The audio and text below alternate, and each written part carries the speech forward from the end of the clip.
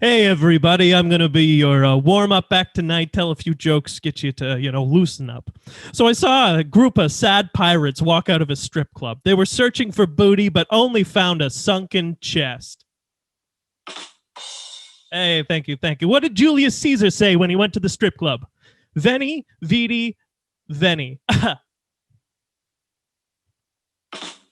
there it is. Why did the Alabama strip club close? They were losing too much money on the family discount. Hey, all right, I'm done, ladies and gentlemen. We watch Magic Mike and Showgirls. The French champagne. Can you tell me which members of the Reservoir Dogs you two are currently dressed as? I'm Mr. Pink. Sis Blue. So Miranda hasn't seen Reservoir Dogs. Secret Nazis. Yeah. Secret Nazis. Classic Spielberg. Classic Spielberg. He needs to kill 94 different 65-year-old men over 2.5 years because those men's children are all identical clones of Adolf Hitler. There's like a bunch of other shit that happens in Driven. Is there? Shake it! Shake it! The schlocky movie from this week may be the schlockiest film we've ever seen on this podcast. The Citizen Kane of the week is... Bravo, Sean. Bravo. Wow. Yeah. What jokes? What comedic intellect do you have? Mm-hmm. Yeah. Did you write those or Absolutely did you? not. Okay, good. I was all like plagiarized from the internet. Okay, thank goodness. That makes me feel better, I think. I did like the Veni Vidi Veni joke. I thought that was terribly clever. I just don't like it because I don't get it. I know that Caesar said it, but I don't know what it means, and I don't. I came, I saw, I conquered is Veni Vidi Vici. So Veni Vidi. I came, I saw, I came. Yeah, very good. Very good. You get it, Jack? Oh, yeah, it's gross. You get it? Oh, but it's in Latin, so it's classical. It's a gross laugh. Yeah. It's a gross Caesar-based cum joke. I get it. Yeah. Perfect. Well, that's where we are this week. That's where we are. That does explain we are deep into our second season now, and it makes sense that we're slowly losing our minds. And on that note, hi, welcome to Citizen Kane Versus. This is still a podcast where we compare a movie that is, this week we'll see, but usually it's a movie that's considered to be more of a piece or more of a classic versus a movie that's more on the schlocky side. And we ask ourselves, honestly, which is better? My name is Jack Rennie, and I'm joined as usual by my friend, Sean Jacqueline. And my one and only friend, because we are not being joined this week by Daniel Benoit, but we do have a very special guest, voice of Psycho Gorman, Mr. Stephen Vlahos. What's up, Stephen? Well, hello, guys. You know what? I didn't put together that your roommate was Daniel Benoit. I also know Daniel. Oh, yeah. I forgot that I also know Daniel. That's so funny. That's too bad. The film world, right? No, he came to a show I did up in Peterborough. Oh yeah. We hung out for like a whole night. Oh, incredible. Yeah. He had a great time. He talks about he's that a not lot. here. Yeah. Oh, sorry, Daniel. I'll catch you next time, buddy. Yeah, next So time. Dan, if you're listening to this, you're missing out on a great time. Editing it. Yeah. And so we kind of just threw these picks together last week, thinking they'd be fun to talk about, and because we just wanted to get some fun movies on here, and we thought it'd be fun to talk about with Steven in particular, whatever that means. I don't know, because he's a Magic Mike kind of guy, I guess. I do have for some reason like a distinct image of Steven in just a thong for whatever reason. There's a distinct image. I did wear a Speedo a lot when we knew each other. We did a show up together in Kingston, and I rocked a Speedo the entire time. Then that would be also probably danced like a stripper a whole lot. Like, I don't know what to tell you. It made sense when you sent me the pics. Because I was like, you guys asked me what I might want to do. And I was like, and I really thought about it. Like, I put a lot of thought into it. And then I messaged Sean back and I was like, Sean, I got fucking nothing. Yeah. Like, I was like, Dawn of the Dead and Army of the Dead. And I was like, my knowledge of like just like films in general turns out is non-fucking existent. So whatever. But these were great picks. This was a good time. And that's all good. And we had a fun time too, just kind of, sometimes it's fun as a group because we usually take turns, right? Like each one of us picks the picks for the next week and we go around, right? So it's fun to every once in a while we have a chance just to actually collaborate and kind of go, we keep throwing ideas around till one kind of makes us laugh enough that we're like, yeah, that's pretty stupid. Let's try. Yeah. So we settled on let's Sean, we don't have Dan to do the intros this week, but let's introduce them and then we'll debate whether or not they're in the right places. Sure. But you take the classic, I'll take the classic, the quote unquote classic, and you take the quote unquote schlock. Sure. And we'll see if we can honor Dan's boxing themed intros here. Okay, here we go. In the red corner, coming in at 111 minutes, a seasoned male stripper struggles with being accepted into society, while his studly new stripper best friend dives deep, deep down into drugs, sex, and more drugs. Also, there's a romance in there somewhere, sort of. Magic Mike! And in the blue corner, coming in at a tight 128 minutes, a young woman on the road struggles to get away from her past while also struggling to climb the ladder from stripper to showgirl. Against all odds, will she make it? Weeb Showgirls. Really good. Blank there at the end. That's great. That does feel somehow like an accurate description of Showgirls. Plus a lot of boobs. Boobs coming in at 128 minutes. Boobs. For like 111 minutes is boobs. Yeah. There's got to be a record for how much like nudity per minute of screen time, right? There's no way that movie is not at the top of that list. Like that is insane. Yeah, it must be. Well, that's why why Showgirls became like I remember hearing about it as a kid because it was this kind of phenomenon where like adult couples, like it was appropriate for married couples to go see Showgirls together because it was just a rated R movie. It wasn't porn. Oh, no, it was NC-17. It was NC-17, yeah. What? Oh, but in the States, it must have been R. Yeah. No, it was NC-17 in the States. Yeah. This movie stopped that rating from being a thing, essentially. Really? Yeah. Oh my God. Well, fuck me. Yeah, it bombed at the box office. Yeah, but the point is, you could go and see it and get all riled up from seeing this movie and not have to be like. But yeah, maybe. but if you don't pay attention to anything else, but you weren't going to see a porno, so it was this accepted soft core experience that people got to, and the boobs and the full nudity and stuff was a really big thing at the time. Yeah. So Sean, you expressed to me yesterday or something that you thought these should actually be the other way around. And I was fighting up until the bitter end. I went to visit a friend over the weekend and I told him the picks and he was like, no, you're wrong. Showgirls is the classic, and like Magic Mike is a movie that exists. I'm not even sure if it deserves to be schlock or anything, but like, so we might have missed the mark a little bit. But I will say that Showgirls compared to Magic Mike holds more qualities of a classic than Magic Mike does.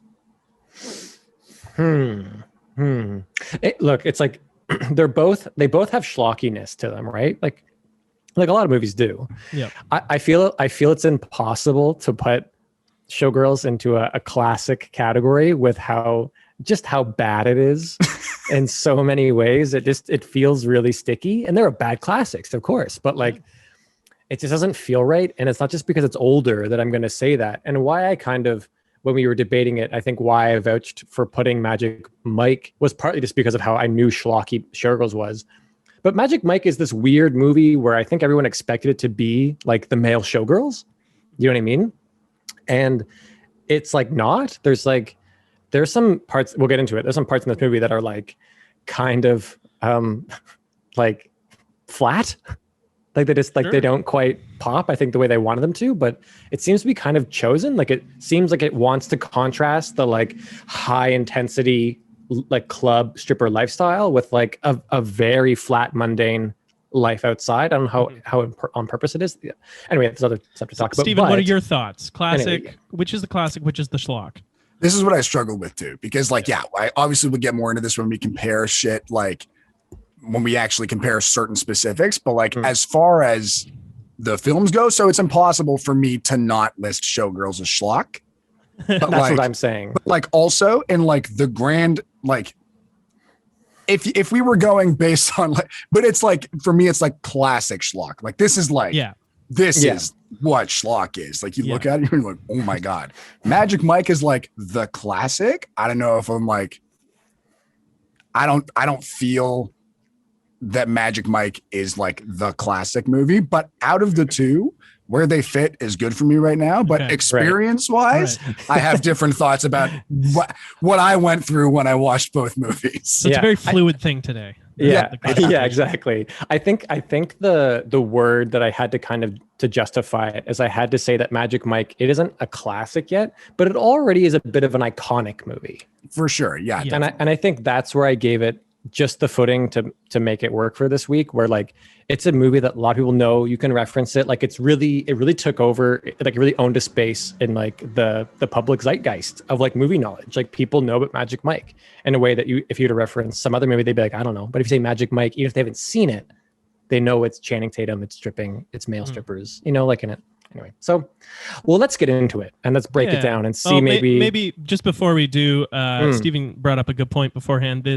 We've covered films that have a lot of like sexual violence in them, but Showgirls in particular has some like really extreme sexual violence. So if these are themes that you think you're not into listening about right now, then maybe shut it off and tune into a better episode that we've done.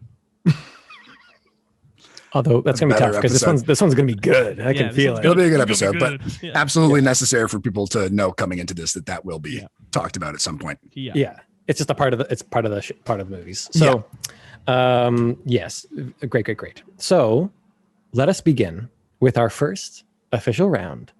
I don't have a way of doing this yet. I'm going to go back to a story. Good. Who's to say? Bells going there. Well, that's for us to say. That's the thing. Yeah. That's the whole podcast. Definitive scholars of film. Story. Yeah. Man, part of me wishes Daniel was here because I think we'd fight a bit on these films. But I'll maybe fight with you a bit. Yeah, you guys will fight me. I think so. I respect the fuck out of Showgirls. What? Jack's reaction was better than that's a very bold statement, by the way. Just know also, that like also respect as a word. I do. Is God, Sean. I do. I think that this is a movie that is shooting for something much bigger than it is, and it doesn't work 90% of the time, but they're trying, and 10% of the time it does work really, really well. Literally, no. Where? Which? I think honestly, the way she's directed is trying to be something. He's trying.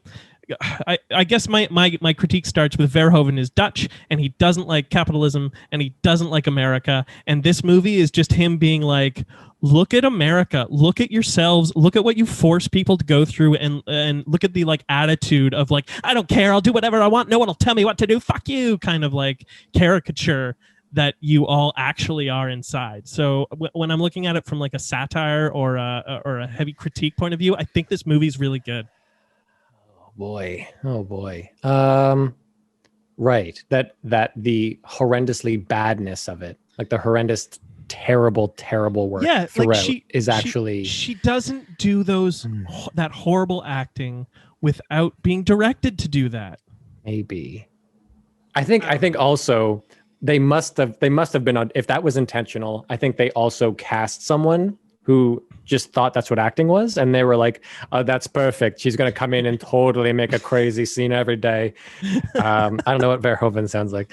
So she's going to come in and make everything's going to be, every scene's going to end with her suddenly screaming and throwing something and storming away. It's going to be crazy. Yeah. You know, just every like Americans. Second sentence will be fuck you, fuck you. Yeah, so that's my piece.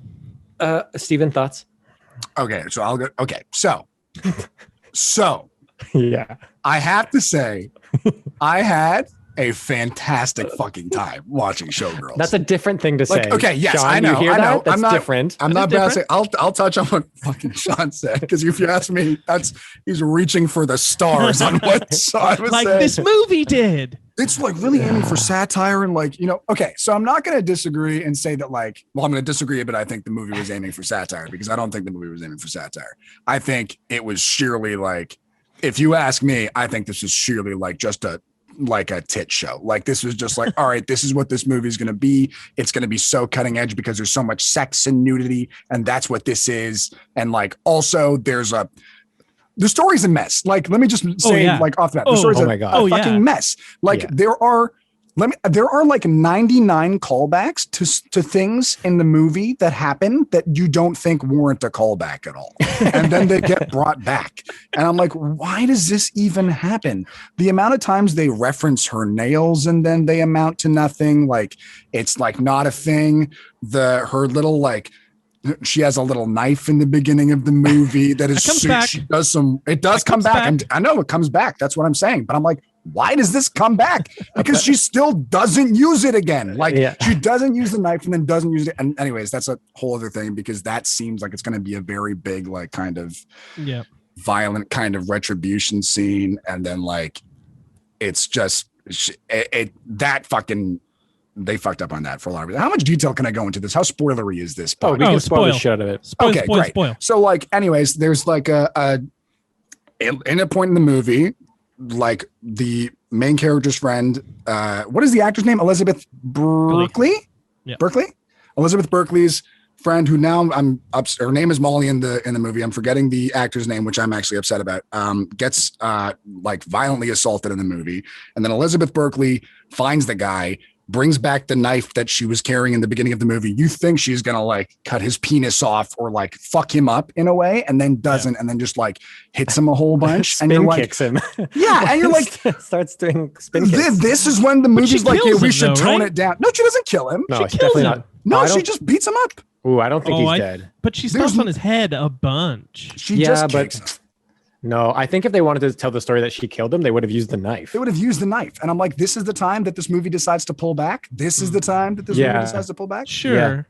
Anyway, so that's my thoughts about that. If they leave it optional, then I didn't perceive. If you don't see them die, for me, then they're not dead. Right. Yeah. In a movie, the Game of especially. Thrones. It's the Game of Thrones rule. Agreed. Yeah, absolutely. Yeah.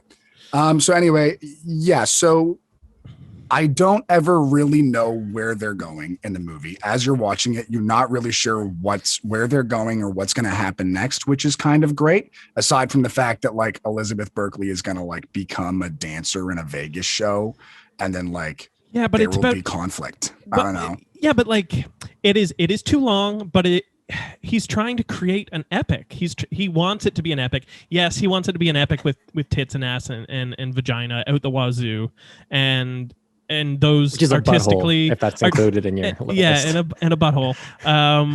But he's trying to create this myth, and I will come back to the satire, because Verhoeven, like RoboCop and Starship Troopers, are probably his two like biggest, most respected films, and those are nothing but stinging criticisms of America and the society that it idealizes. So I think this is just another film in that line.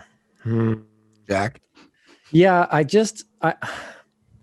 maybe if it was, because like looking back at a movie like Starship Troopers, like I just want to go like, I'm not a dumb movie watcher. You know, I'd like to believe that about myself, at least. Yeah. So watching this movie, if someone has to walk me through the door of the satire, it doesn't feel like satire as much. Whereas I feel like I can't not watch Starship Troopers and feel the satire of it, right? So, yeah, I think like absolutely this is a miss, but I think this movie is trying for something more than it is. Basic Instinct, Total Recall, these are all like deep cutting commentaries on the society that he was existing in.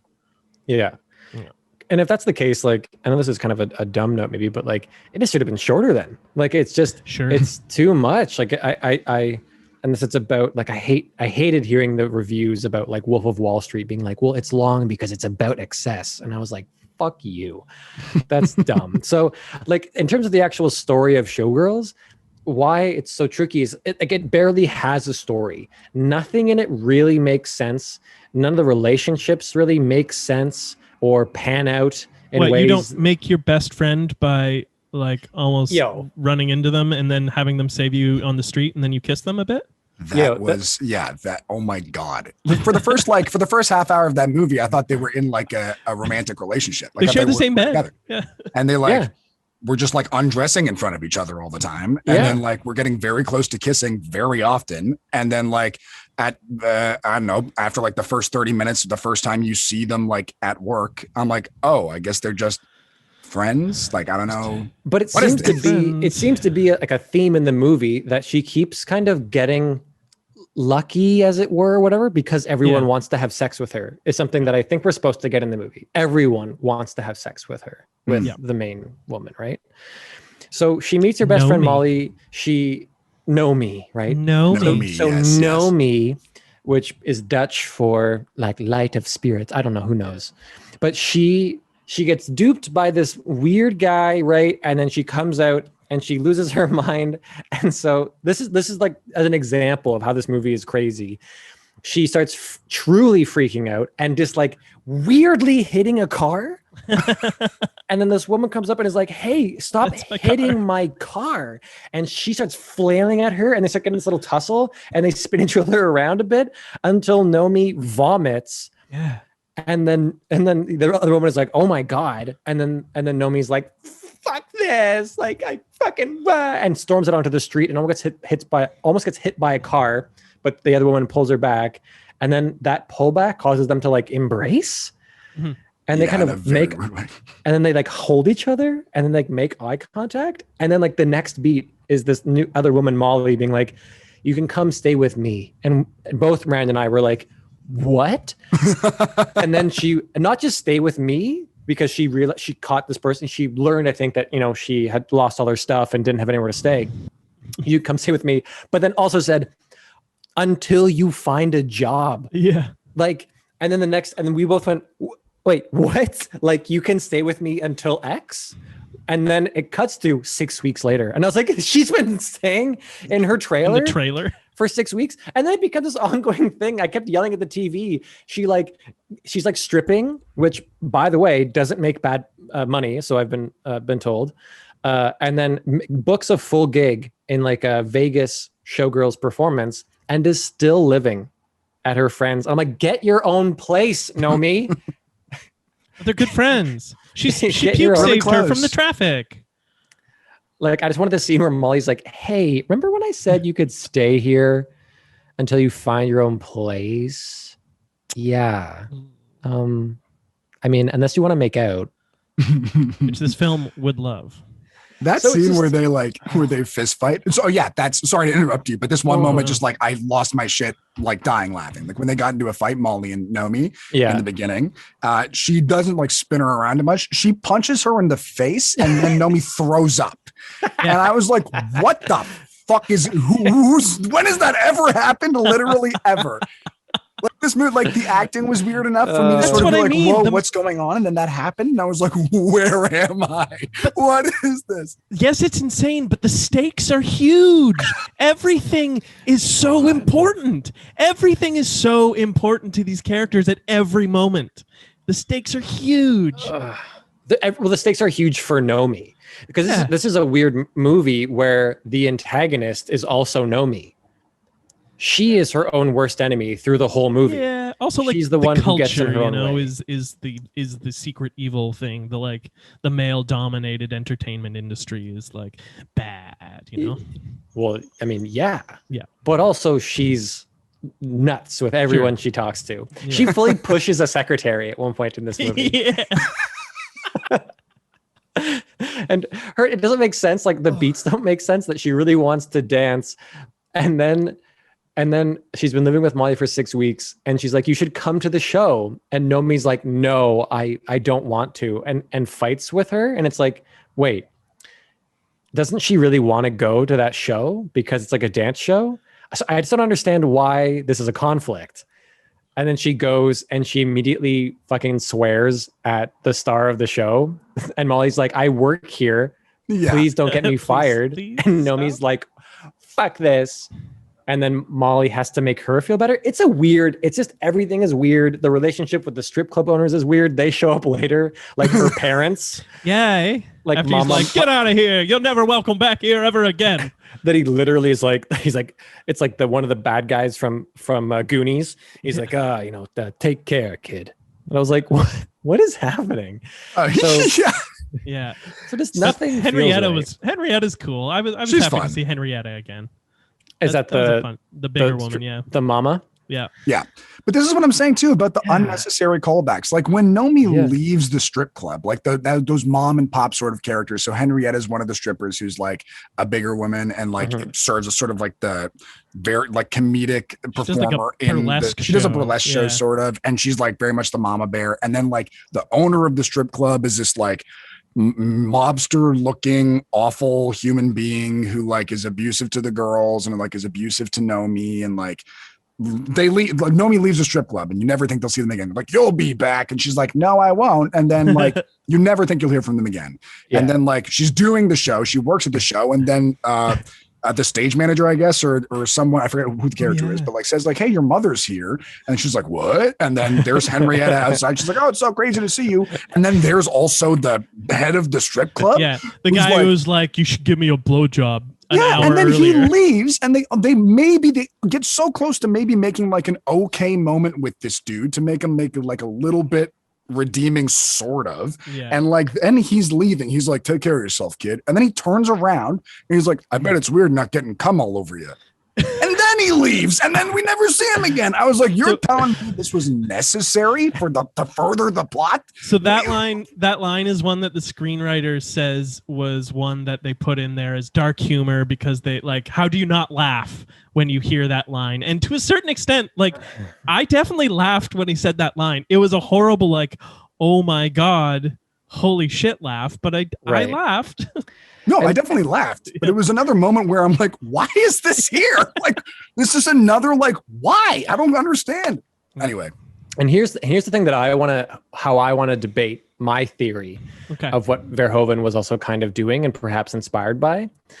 And I think Henrietta is a bit of a clue because she is something that I don't think, I'm just guessing, isn't really a thing in strip clubs. She's like a hostess, right? She comes out, she's a host and she does comedy and pops her boobs out to make punchlines or whatever. She's got a gag dress where the front folds down. Yeah. Hi-oh. And I think that's probably something that you would see more in like the red light district in like Amsterdam and stuff. Yeah. And so like, I'm wondering how much this is like some sort of red light district-esque show that you would see with some sort of weird storyline plot about a woman trying to make it in the big city. Sure. Like, yeah, he's definitely trying to parrot that kind of like dark noir, burlesque, seedy kind of atmosphere with this film. Yeah, absolutely. Anyway, all that to say, the satire, it just comes across as too nutty. And like, what's the satire of, again, her totally bonkers relationship with the guy who wants to dance with her? I mean, I think they're examples her to no end. Well, I think it's an example of everyone who comes near her has tragedy to befall them, right? And he's no exception. It clicked in for me in the first dance scene. Sorry, you put it in a way that sounds so poetic and like everyone who comes poetic. By has tragedy befall them. You mean the dude who wants to do a piece with her? Yeah. But anyway. So the first time they meet, when she's flailing on the dance floor and he and his buddy are like, oh, she's a really good dancer. We should go. I'm going to go talk to her. And you dance really great. We were like, no, you don't. That's horrible. Not in that scene. But the song playing in the background is Bowie's I'm Afraid of Americans. And that was the first time I was like, oh, okay, he's saying something here. He's got this song about like, I don't like going to America because all they care about is money and it freaks me the hell out. And he's covering it over the introduction of like our character getting to know Las Vegas and working here. So that was my starting point. Hi, Karen. Hey. They're saying hi. You can't hear them because I got headphones on.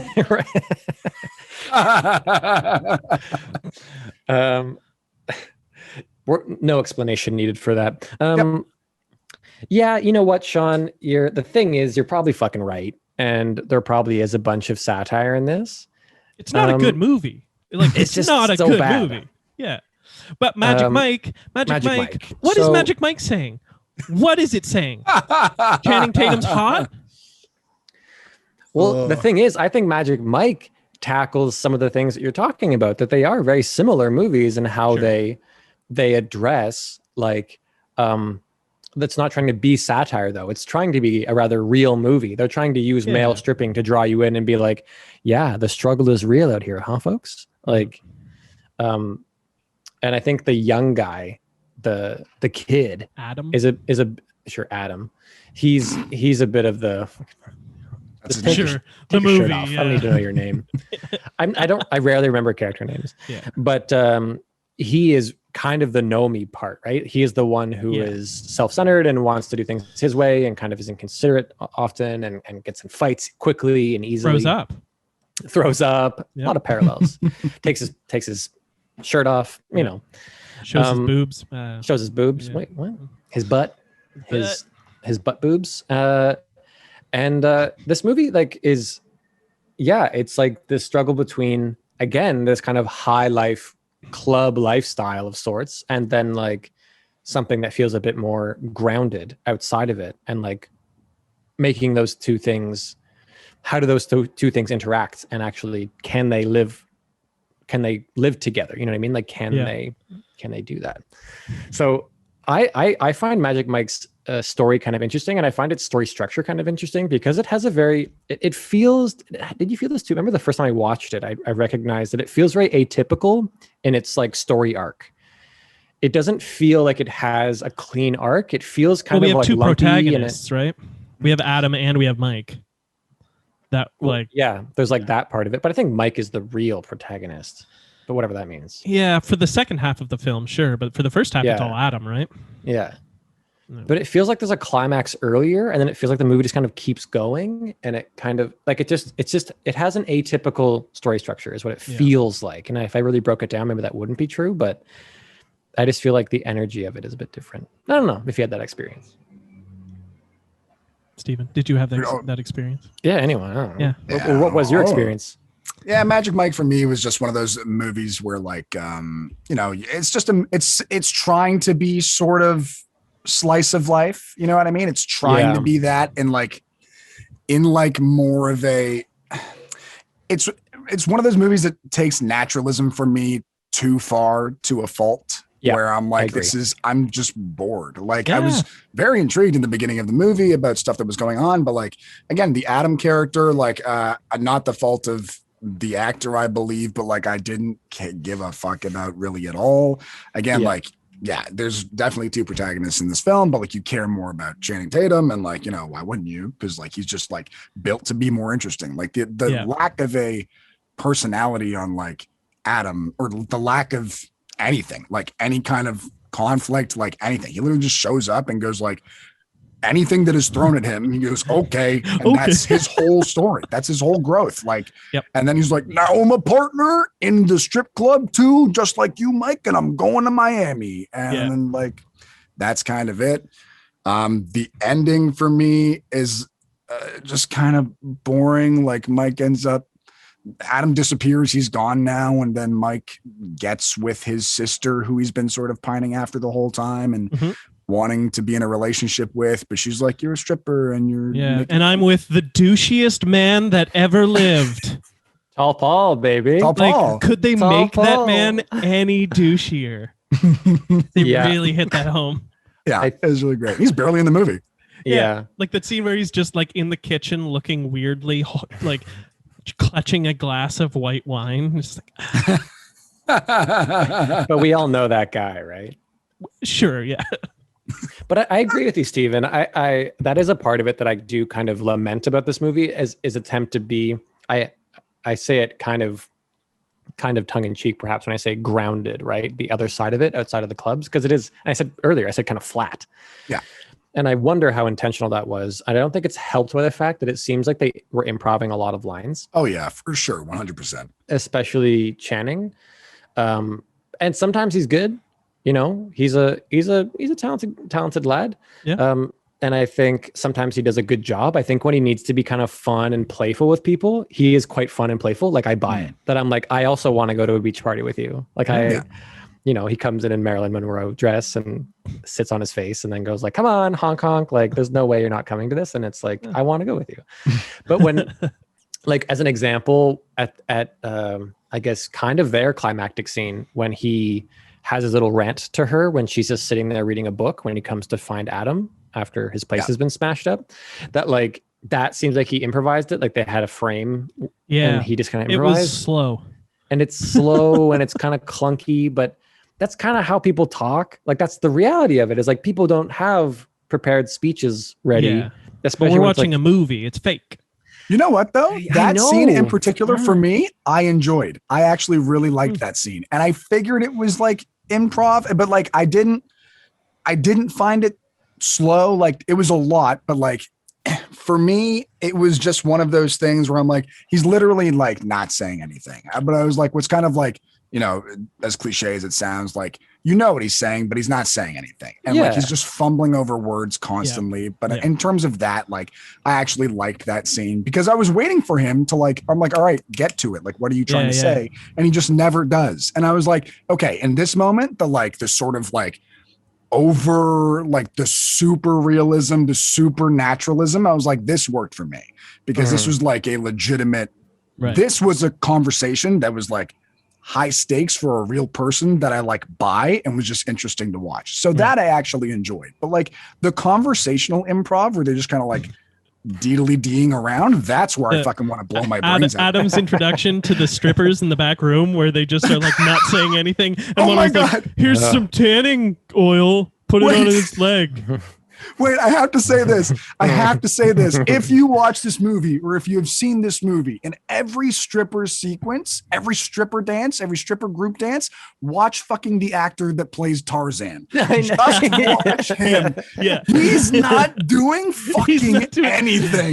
There's one move where everyone spins and he's just like, he stays still and hopes that you don't notice.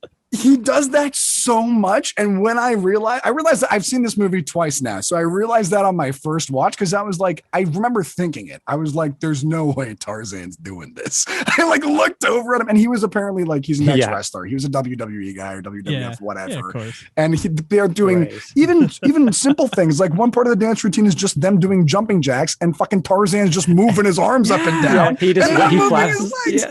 Yeah. Maybe he has an injury, but I also think he just refuses to do any of the like sexy guy dancing stuff. Or just like couldn't pick up choreo. Like I think. Oh yeah. I think there was an issue there, but it's sure. It's very funny. Or they were like, when you know he's what? Naked, it's fine. So. Yeah. I would think they simplified definitely a lot of stuff for him, either because he was like, I can't do that, or like just flat out refused to do it. And like, who knows, it might be an injury, but it's so funny. It happens so often that he's just not doing what everybody else is doing. It's fantastic to watch. That made this movie watchable for me, to be honest. Yeah. And it's funny because either way it ended up being a fun for the movie, because it like tells the story of what's this, Matthew McConaughey's hard ass nightclub owner. Yeah. Also Dallas. Being like, Dallas. Not the Buyers Club. Yeah, exactly. Oh, geez. Also having like a really like honest heart to heart with Tarzan one day, with Tarzan being like, hey, Dallas, like my knees are giving out, man. I can't keep doing it. And Dallas being like, that's okay. Like you're here because you're a part of the family, Tarzan, not because you did the move. So you get out there, you're enough just being on that stage and you give your best. And that's enough for me. Like that means some conversation had to happen where they were like, that's okay, buddy. Like you do what you can do. Because we love you and your dick. And your dick. You're a part of this team. As long as you can pick up girls and beat your chest, you're here forever, man. Okay, I want you to feel safe.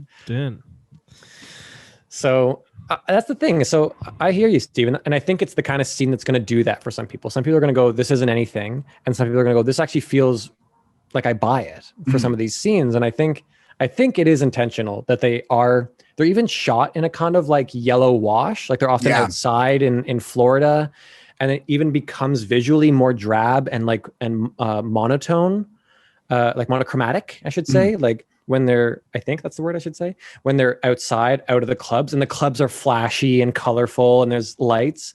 And then whenever they're in the real world, it's like this like washed out, like I'm at my construction job. So it's a good device. I noticed that too, but it's a good device, but I think for me, it actually, again, works against itself a little bit in that sense, just because like actually so much of this movie does take place not in the clubs, like not where the excitement is happening. Right. So like, and it's again, very naturalistic, very like, quotes in quotes grounded. And so like, it's boring. Like I get bored when I'm watching this. Super boring. Yeah. And I was sitting there thinking of the role of the sister, who is, I guess, the only female perspective we have in this. And there's Olivia Munn. Oh, there's Olivia Munn. Okay. Yeah. But the sister's role, after the movie ended, I looked back and I was like, she only exists to be a conflict. She doesn't have any like real reason to exist other than Channing doesn't want to like do something stupid and lose her trust. There's no real like building there for her whatsoever. Both women are there just to like show Channing's like ennui. Yeah, well, they both exist out. Like, I think it's this thing where, because as I put in the intro, like he's struggling to be accepted by society. Is how I put it. You know what I mean? Like he's been in this world so long. Because his furniture is super good looking. Which is a stupid fucking plot point again. Channing Tatum is working so fucking hard. He's Reclaiming a stripper making trash. hundreds and hundreds of dollars a night. He's saved $13,000 over what we can assume is fucking 10 years. Yeah. And he wants to start a furniture business. Like with that heinous crap. Yeah. Oh my God. Like maybe if you didn't live in this like full house, like what are you doing? Yeah, right. What do you like? Save properly, dude. But yeah, the most ridiculous thing in this movie is him in his silly glasses and briefcase going into the bank with his fucking his wads of cash trying to get a loan or whatever. But so yeah, Olivia Munn's character is like, I think he thinks that she's in the same world as him, and that's why they've had this comfortable connection with each other where they can hook up, and he's trying to connect with her a bit more because he thinks that they're in the same world. And then he has that hard realization that she actually sees him as not that, or she's herself as not that. And she actually has like a full-on fiance or whatever. Like she has a whole other life. And then the sister, I forget her name. Brooke? Is it Brooke? Maybe it's Brooke. It looks like a Brooke. I don't know. But she presents like fully the outside, right? Like she is like so non-flashy. She like barely moves her face. This whole movie, and she's there as though she is like this like saint, this nun that the rambunctious party goer man sees as like, oh, if I can be with you, then I can be in society. Like she represents that world is what it feels like to me. Right. That's why it feels intentional again that she's like, I wonder how much it was directed. It was like, no, like don't even act with Channing. Like just exist. Just make a blank face and just be like, what are you doing? Yeah. Just make them feel like they're weirdos. I was trying to think. I was looking at Steven Soderbergh's filmography, who directed this. And I've only seen a few of his films, and they've all been after he did Erin Brockovich, which I think was his big like shift from independent film into mainstream Hollywood life. So I've only seen his post-Hollywood films, and they're also cynical and dry and lifeless. And I feel like I need to go watch his earlier things before I really decide who he is as an artist. But so far, like the Oceans series are all these like a lot of really pretty people doing nothing of interest, really. I don't know. Seems to be his genre. Yeah, this movie's hard for me to sort of like to like tear apart really, because like there's just so much nothing going on. Yeah. Like it's difficult in that sense. It's not bad. I don't agree. It's not good though. I don't know. Nah, I think there's fucking nothing going. Like obviously there's a plot, but like I'm like, fuck man. Like which is clear. I gotta say, I think the plot is clear in Magic Mike. No, at the very absolutely. least. I would agree. I think if we're talking about clarity, then I think Magic Mike is ahead in a little bit in this round as opposed to Showgirls. All the pieces fit. You can tell me where something doesn't fit, and I'll maybe say, all right, you're right, but all right. say all right. All right. But it's interesting that these films, like Magic Mike, purposely does not really moralize that industry. It tries to just kind of show it and shows, you know, people who get caught up in the lifestyle and overdose and do crazy shit like that. And it shows Channing trying to get out of that, but it also doesn't really pass any judgment on like, this is a bad lifestyle. And Showgirls, I think also doesn't criticize like the people in the industry. It's criticizing the whole industry as being where like you must be evil or cruel in some way to exist in it, I think. Whoa, man. Damn. Yes, I analyzed these fucking films. You must be evil in order to exist. Well, is anyone who made it in that film, anyone who has any power in that film, is essentially wringing their hands in the background of every scene. They're all wildly villainous. Yeah, even at the end, the I forget. Oh, Crystal is her character's name. Where like, you know, Nomi pushes her down the stairs, and then like she gets her spot in the show, and then at the end they like sort of reconcile because Nomi visits her in the hospital, and she was like, "Well, how do you think I got my spot?" And it's like, "Oh, everybody does this." I found that scene moving. Because it's these two women who, as you said, they did the same things and they both understand each other, and it's the only time two people in the movie understand each other. You know what, Sean? I wouldn't say I was moved, but I thought it was one of the better scenes in the movie. But I was like, weirdly enough, you have earned this weird scene. Yeah. Like, this scene is fucking bonkers.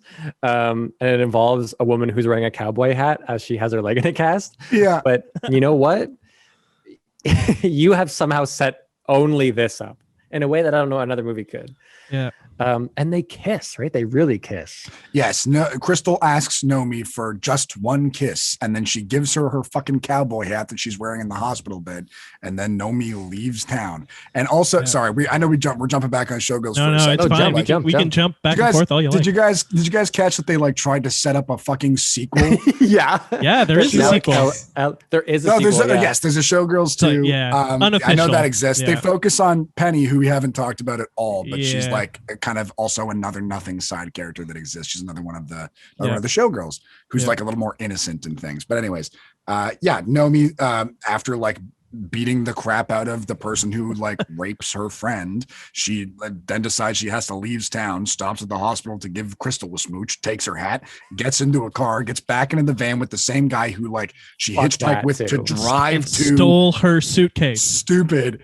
And then like, as they're driving off, you see a sign like now entering LA, and like, ooh, Nomi's going to be a movie star next. LA 300. Can't wait. I mean, people there also want to abuse their power to have sex with people. So absolutely. She has a chance. Oh man. But yeah, that last scene is a treat. That whole relationship is the weirdest fucking thing I've ever seen on film, I have to say. The relationship between Nomi and Crystal is absolutely bonkers. Sure. Because they have these like 60-second scenes where like Nomi just walk in and be like, hi. And then Crystal will be like, we got off on the wrong foot. I like your nails. And she'll be like, maybe I can do them sometime. And then Crystal will be like, too bad you're a whore. And then Nomi will be like, I'm not a whore. Fuck you. Fuck this.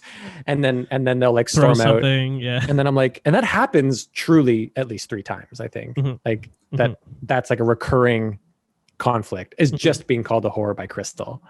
Yeah, that's the impetus for many of her decisions is being called a whore. Yeah. Yes. So she's trying to escape her past though, and she was a woman of the night. Oh right, I forgot. We're on story still, so this is okay to talk about. Fuck yeah. This again, like. But why? Because I guess maybe that's what they were trying to do then by like every time she lost her shit essentially every time she was called a whore in the movie, and then you discover that she was a prostitute, she was a sex worker, and she's trying to escape her past. My God. This movie. And look, I had a fantastic time, but this movie. I don't. I couldn't deny that it was truly captivating. It very much was. You know, riveted. and part of that is all the boobs. Like I'm gonna be, that's We're It definitely men wasn't. here. But you know what? pretty It was. pretty people are fun. It was also as a the side note. spectacle of the whole, like of Yeah. The everything. dance numbers, we'll get into it in looks. We'll get but into it, We'll get yeah. into that in looks. Yeah. Yeah. we will actually. I have very much intend to get into it. Yeah. Great. So let's get into it. So fucking go. we often come back to story as we get along because it's kind of everything, right?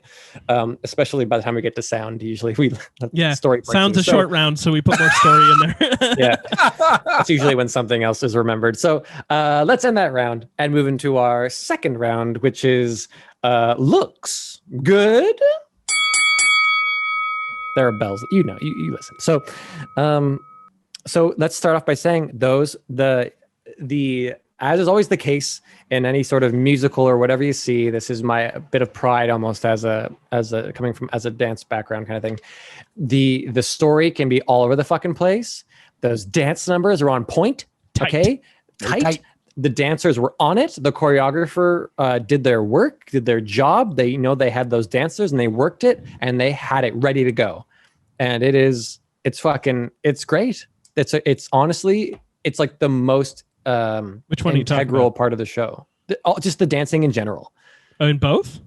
In Showgirls, I'll say. I'm Yes, talking about Showgirls first. Showgirls for sure. I agree. It holds the movie together. Otherwise, this movie would be like The Room, but with strippers. But because all the dancing actually has like a fair bit of integrity, you're like, oh wait, this might be a real movie. Like it's fighting for it to have integrity. Yep. Yeah, I will say that every time a dance, like a massive dance scene came up, I was never like, oh, another dance. I was like always like captivated, like intrigued. Like obviously there were boobies every single time, but I was still like, this is still like the spectacle of this is just like great. Like, and what I liked about it a lot too is that like again, I think we touch on acting eventually, but like the contrast, the acting was kind of was definitely all over the place in Showgirls, but like the contrast of like the sort of beauty and militarism of like the dances and then like seeing them backstage in the dressing room, the franticness of like, putting costumes on and like being just like ruthless and mean to each other and whatever that relationship was. And then like, they really captured sort of the chaoticness of what that pre-show feeling is and those transitions, like that on stage versus backstage sort of like energy really well. Yeah. And I was very invested. Like And there was always something running going up the stairs visually was a really great way to show the like break between the two worlds of like how catty they can be downstairs to each other and how just like on it they have to be with each other upstairs. on. Yeah. It's like a really kooky predecessor to Black Swan.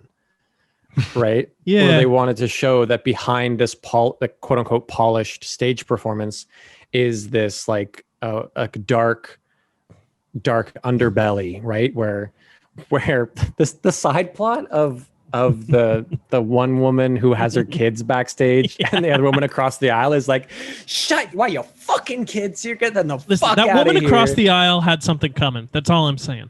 She was, they made her awful. The thing that, But also, again, what were this those movie kids is- doing there? You shouldn't have had those children. The fact that these children could just be in this movie, wild to me. But anyway, no, again, another sort of gripe I had with this movie, definitely. And I know it was old or whatever, but like, the two, like, I don't know, maybe the only two like black women with the speaking lines, like one is completely there just to be like, the best friend character and support the white lead. And the then other assaulted. and then is brutally assaulted. And then the other one who we're talking about now in the dressing room is just meant to be mean, like literally has no redeem, but is just loud and mean. And so I'm like, okay, sure, old movie. I guess I forgive whatever. Fuck hate you. your Hey, but tropes. there's interracial romance in this movie, though. Like, That's true. that's Right. Yeah. he checks that she's on her period and everything. Oh man. Oh god. Oh man. Yep. Oh So no. the I dance got numbers- towels. That's a line from the movie.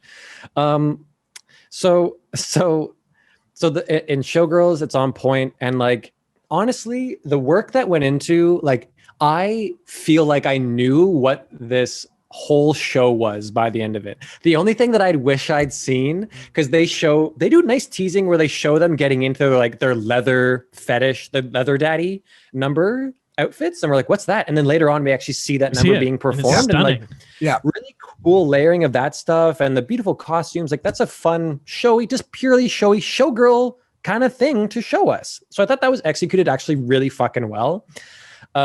The only thing I regret is that we didn't get to see the chimp part of the show happen on stage. I wanted to see how that factored into this show. That's my only real regret. Or if it was a pre-show when they try to have, when the chimps try to have sex. Yeah. Do the chimps also strip down their clothes as part of the show? No. I don't know, but that's my only regret. The chimps break out loose. The chimps. That was, again, like another, I said it before, but 1,000,001 callbacks to something. One thing that is mentioned that is not integral to the plot that they bring back, and then that's kind of the end of it. But honestly, this one was okay. Like, in the beginning, they mentioned that there are chimps involved in the show somehow. Yeah, the smell. Then, like, somewhere, the smell of the chimps. It smells like monkey back here. It smells like shit back here, whatever the hell it is. And then there's a scene much later on where the chimps get loose backstage, and it's fucking hilarious. I'm like, this is ridiculous. And like, she's the only one that's able to wrangle them because she has a spirit that they trust. Even the chimps are like into her.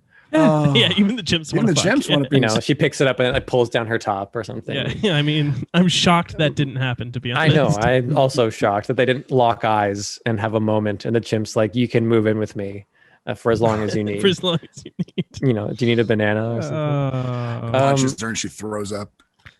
But the chimp punches her, and then the chimp throws up.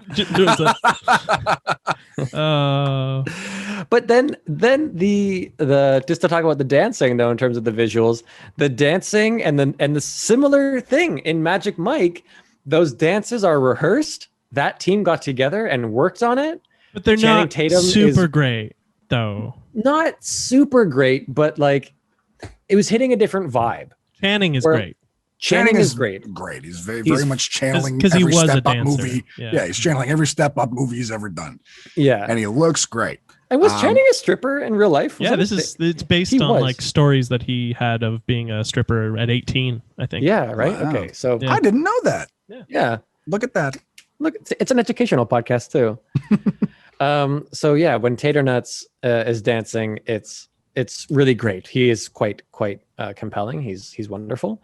But I liked the vibe that they had, that it was like this like fringe level, like the simple stagecraft, that there was a guy shuffling between the two back set drops. Hands running out platforms. Hands, and like, you know, they had the simple jungle set and the gobo lights of green leaves. Yeah. That like, I feel like I knew what that show was, which was a very much low key, very bare bones. I would go to that show. Matthew McConaughey singing "Ladies of Tampa" at the end. I was like, that's fun. That's cool. It like, I respect that it wasn't just about the guys getting naked, but Matthew McConaughey's the Dallas was like, nah, man, like there's a show. We need to hit it. We need to go jungle, army, firemen, police. Like, and if we don't do it in that order, then it just don't work. Yeah. Like, and Tater Nuts near the end is like, no, I'm doing my solo tactical SWAT team number, and there's nothing you can do about it. Yeah, he goes out in his tiny little like vest. Are you ready for It's Raining Men? I was literally waiting for something to happen the entire time he did that dance, because he was like, "No, I'm going to bust out some new shit," just like you said, Dallas. Because they had a fight earlier that he wasn't like doing anything new or bringing anything new to the table, and he wanted like a bigger piece of the pie, essentially, like Channing Tatum did. Matthew McConaughey said no, so he was like, "All right." And Channing Tatum's like, "No, Dallas, I'm going to bring out some new shit," and he just did another fucking regular dance in a vest. Like that's all it was. Like nothing. There were pouches in this vest. He was like wearing an army vest. I thought some shit was going to happen. He was going to. Where's the glitter, Channing? Come on, you're a stripper. Confetti. He spun on that rope. He spun on the rope, and they fast forwarded the footage to a certain degree to make it look like he was moving faster than he was. I mean, maybe, I don't know. Those things. If he puked, it would have been better. They certainly did. Not very much. You can really tell if you look closely. You can really tell when they've sped it up. but like they don't do it very much. Like he is going very fast on that rope and he goes for a long time. They do a quick cut. He manages to finish it and then do like a single like hip hop jump and then they cut. I noticed that too. Fell over after. He was like, let me just get one where I come out of it and let me get one step out of it and then we'll fucking cut because then I'm gonna fall over and I'm gonna puke. So I know what you mean. It's not the same kind of panache that Showgirls brings, but it again, it's pretty clear. Like I knew what that show was. I feel like I knew what I was gonna see if I went to see that show at the Exotic Dancer Lounge or whatever it was called. A funny Cheetah. name. No, Cheetahs is her strip club. Showgirls. And it's just called Exotic something. Yeah, something like that. But and we already kind of talked about how Magic Mike has its like the flashiness of the clubs versus the kind of the more washed out just daytime like outside scenes and stuff like that. And not even when they're outside, just whenever it's like around the sister or anything like that, it just becomes a bit more like washed and bland. But what else about Showgirls though? Because it has a bit of that too, where the cinematography's dope. It's like the eye is really great. There's some sick shots. The first shot where he meets Carolina. No, what's her name? Christina. The first scene where she meets Christina and she's walked in and it's the mirror shot and the friend like stands in the one mirror and she's looking over her shoulder in the other mirror and then Christina's sitting center looking at the two of them in the mirror. That was like, shivers. You mean Crystal? Yeah. Jasmine. Yeah. Think more stripper name. Yeah. Crystal. Right. There's all kinds of stuff. Like it is super well executed. All of the stuff that's supposed to be sexy in this movie is funny. Yeah, can we talk about her finishing move?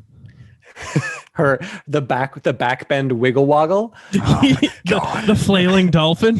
Yeah. Because first she does it to him while she gives him a lap dance, right? Yep. And she looks back at Crystal while she's doing the flopping dolphin. And that makes him come in his pants. And then when she actually has sex with him in the pool, which I don't recommend, folks. No, not good for you. I've heard it's not good for you, right? Yeah. It's UTI City. Yeah, UTI City. So just think about it, you know? And she is not only leaning back, there's like the little waterfall is also kind of still hitting her. And she's splashing around so much while she's gyrating on him that the whole pool is like becoming a wave pool. Yeah. And that apparently does it for him. That he loves splashing. He's like, wow, I could fall in love with you. Yeah. Oh, that scene, man. That scene is iconic. Like that is the most insane sex scene I've ever seen in any movie, probably real life adult film I've ever seen as well. Ridiculous. Like, yeah. Wow. You have to be directed to do that. I don't know. I don't fucking know. I don't know, Sean. Okay. We're gonna get. You thought that was an round. actor choice? There's an acting round. There's an acting round. Okay. We'll get right into it. Yeah, debatable. Well, yeah, I don't know. I truly don't know. But I agree. Generally, though, I found it really funny when his light up palm trees by his pool. She goes out to the pool. Oh yeah, when there's 3 palm trees in front of a row of palm trees. Yeah, and there's like these 3 green palm tree outlines that light up by his pool. Do you not remember that? Do you not? I don't remember this. No. Oh yeah, it's just at what's rich guy's house before this pool scene. Kyle MacLachlan. Bangs. Yeah, Bangs, dude. Yeah. When Mr. Bangs, when she like first steps out there or something like that, he like flips a switch. And so there are palm trees on the other side of the pool, but then there are also like palm tree cutouts that have these neon green, like 3 of them that have like a palm tree outline that he flips a switch and they go like 1, 2, 3 and they turn on. And that's like part of the ritzy decor that he has around his pool. And then he turns on the fountain as well. Oh man. Yeah, it was a lot. And then the champagne comes out. And he just pours it on her. He just pours the entire bottle. Yeah, I do remember that. I must have been like literally in the bathroom while this was happening. He pours glasses. He hands her one. He has one. They get in. They take a sip. He pours all over, and then suddenly the glasses are gone. And all my mind could pay attention to was like, that champagne is now in the pool. Oh, guy. UTI City. Yeah. UTI City. That's it. That's dangerous. And to speak to your earlier point, the only thing I wrote for looks for Magic Mike was, why is everything yellow? Yeah, there was immediately you noticed that. Like, it's very, for me, I said orange. I was like, everything's orange. Yeah. But yeah, no, I think that makes sense as to what I think Jack said initially, but you were both kind of touching on it with the whole, like, to sort of make everything look a little drab in comparison to what was going on in the strip club. Looks for me for Magic Mike. Again, I touched on it before. They tried to do something a little interesting when Adam had taken a bunch of drugs, or was it him and Mike who were both sleeping with two girls at the time? They did a thing. They tried to make a choice. There was like jump cuts to kind of mimic memory, but it was all on like Dutch angles, and there was a lot of strobe light happening. And it was honestly. From my blackout experiences, that's essentially what I remember. Oh, you mean the moment where it's like cutting back and forth between blue and red? Yeah. I thought that was really cool. There was one really cool shot where I remember like this stuck in my head because I was like, you know what? Actually very cool. They started like on top of the bed and you see Adam and I think the girl that he's like hooking up with at the time is like unbuttoning his pants, and then they sort of go underneath and around the bed or make it look like they're doing that, and like as they're doing that you see Mike and the other girl, and then they circle back and it looks like one shot. To my memory, I don't know how they did it really, to be honest, because it didn't look like they cut, so I don't know, I'm not sure what they did, but that was a very cool shot. That was a cool sequence. That was a cool sequence. And they also got another underneath shot. They got an underneath of Channing dancing on the stage, I think, too, at one point, didn't they? Did they? I think they did. There's one part where it's like underneath and it's him dancing, which was pretty cool. They put in a glass floor and had him dance on top of it. Yeah. So, and I kind of, here's the thing. And looks are a part of it too, because I kind of like agree with you, Steve. And there are parts of this movie that I kind of go like, well, it's kind of boring, which is so interesting. They made a movie about male strippers and they were like, what if this movie is kind of boring? I wanted this movie to be Showgirls. I wanted dong left, right, and center. I did too. Wanted that. Oh, there should have been way more dong. Way more penis. There was no penis in this movie about the male penis. Yeah, not a single dick. Just a shadow.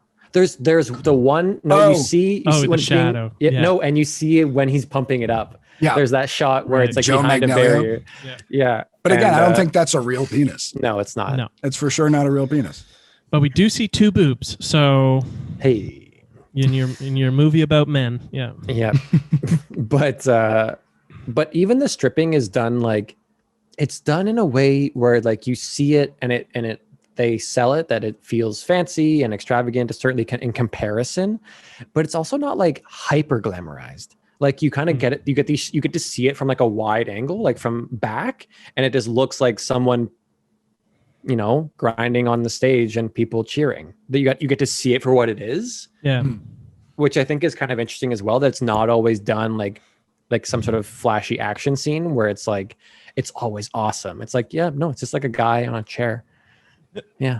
He's taking his clothes off, So I kind of like it about this movie. Like, I think this movie is interesting. I don't know if it's good. I don't know if I'd be like Magic Mike is a good movie, but I'd be like, it's an interesting movie. And I think the looks are a part of that. There's one story beat that I want to flag, and it is in Magic Mike, and it is when they arrive at the door at the sorority house and they're dressed as cops. And assumedly, like probably one person knows that these strippers are coming dressed as cops, probably the person who ordered them.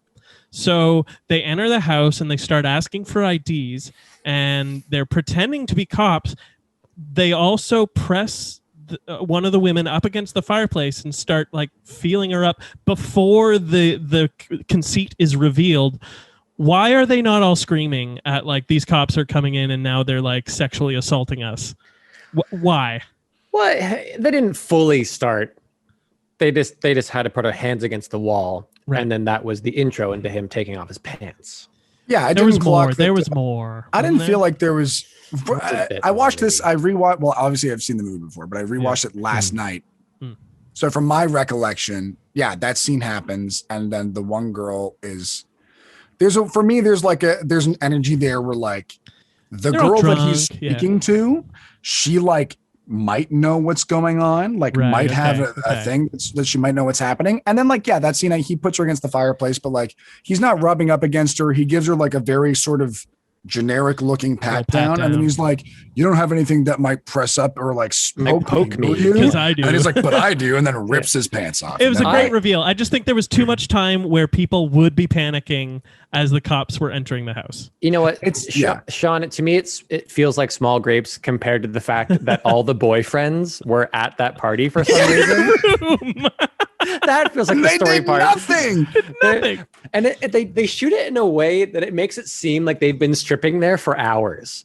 Yeah. They keep cutting to show like the passage of time kind of cuts. That the lads in the other room are like kind of grumbling, and then they're watching, and you watch them make a resolve to go in and confront them.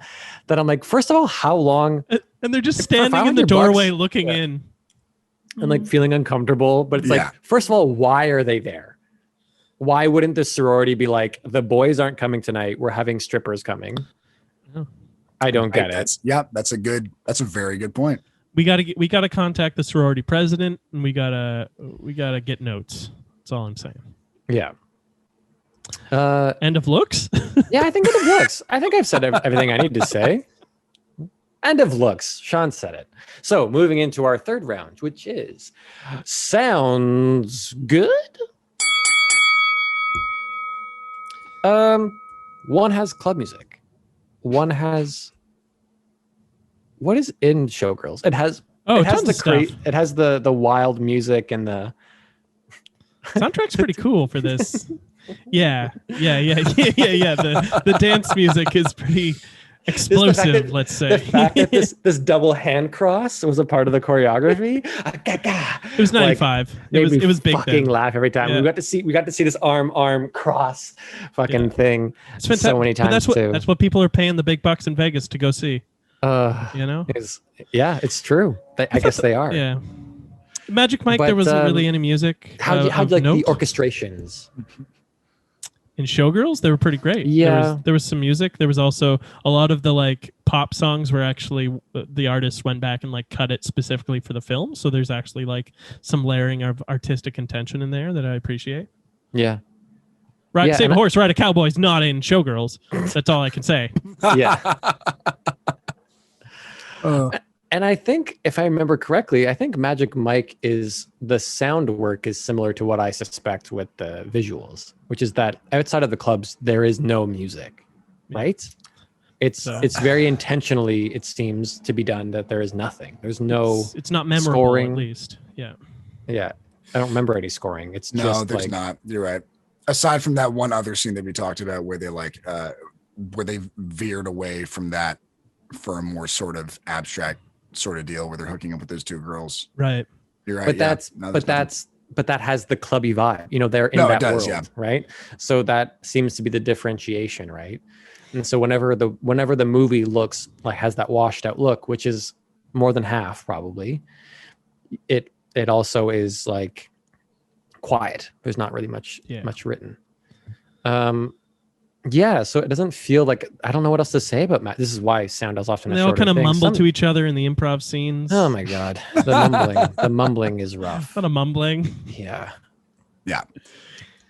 And then Showgirls though is tricky. They're not mumbling. They're often screaming, but I often didn't catch what people are saying because they were kind of yelling lines at each other. Yeah, for sure. It's usually a variation of "you're a bitch, fuck you." So yeah, and you're a whore, and this kind of thing. And I couldn't understand a lot of like the people in the strip club, like that boss guy, like that line that you mentioned. I didn't hear that because I couldn't understand him a bunch of the time. And yeah, it's tricky. It's hard to understand words when because story really informs the words that we hear, like context, right? That helps us catch words faster. And it's hard in Showgirls because the context of every scene is disconnected.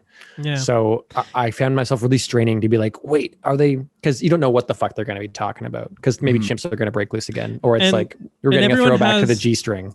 Everyone has such an unnatural cadence to their voice too. It sounds like unfamiliar to my ears, the conversations they're having, just because they say words weird. And their voices go all over the place for no reason whatsoever. And which I have to say is a direction. I don't know, because how do you just do that? What would the direction be? Say this sentence like a human wouldn't? Like yeah, or he just gave them line readings, like go up on the and then come down on you bitch. And I don't know. Because it's like weird soap opera stuff. This like Showgirls also feels like a sort of soap opera Latin lover type experience. Very much. Yeah, for a lot of reasons. What a knowing laugh from really. Steven. There's not a single person. You can't reference Latin lovers. Everyone knows what you're talking about. I don't know. I think those Gen Zers would be like, what? What do all millennials know about Latin lover? I grew up with Pornhub, so get over yourself. You get to watch erotica on TV at 1 a.m. sometimes. That's right. With a friend. Hey, I had antennas I had to deal with. You know? Oh, no. One hand on the antenna, and anyway. So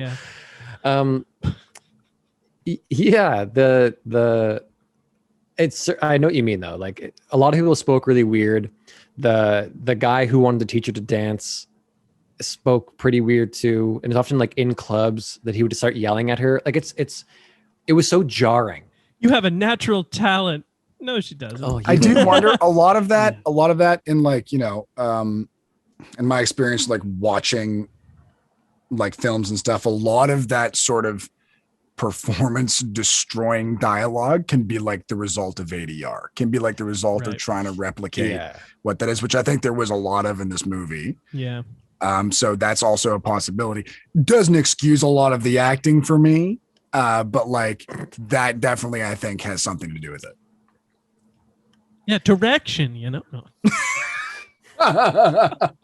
But I think if I were to kind of, I don't know what else I can say, but in terms of Showgirls, and I'm just thinking of the movie, and in terms of like, I think it's really clean sound wise. And I think that's like, that's maybe a point towards Sean's point about like, look, I'm sure there is some satire in this movie. It does make sense. I don't think it reads well. Like I don't think anybody's saying that. Yeah. Sean is saying all kinds of these grand sweeping things about it. Sometimes it does. Hey, it's poetic. And I think it's a bit of a clue that the sound is really clean. I gotta say, in terms of like, look, whether or not you can always hear what everyone's saying, that's a different issue because of speech and whatever. But like in terms of the actual sound mixing and everything like that, like all the sounds for running up and down stairs on that backstage and the explosions on stage and the fires and the twinkling crystals of just like all these little things that they had to factor in. It's all clean, even the chimps running around backstage, you know, whatnot. Like it's clean. Clearly it wasn't like poorly made. It's a really well made movie. There's no denying it. Verhoeven. Fuck. Verhoeven makes a movie. If he does anything, he makes one. Yeah. There's a review for you. Put it on the VHS box. Yeah. Well, fucking end of round. Who gives a shit? So that's the end of sound. Like that. Let's get into what I think something that we've been dying to talk about, which is our fourth round, which is acting.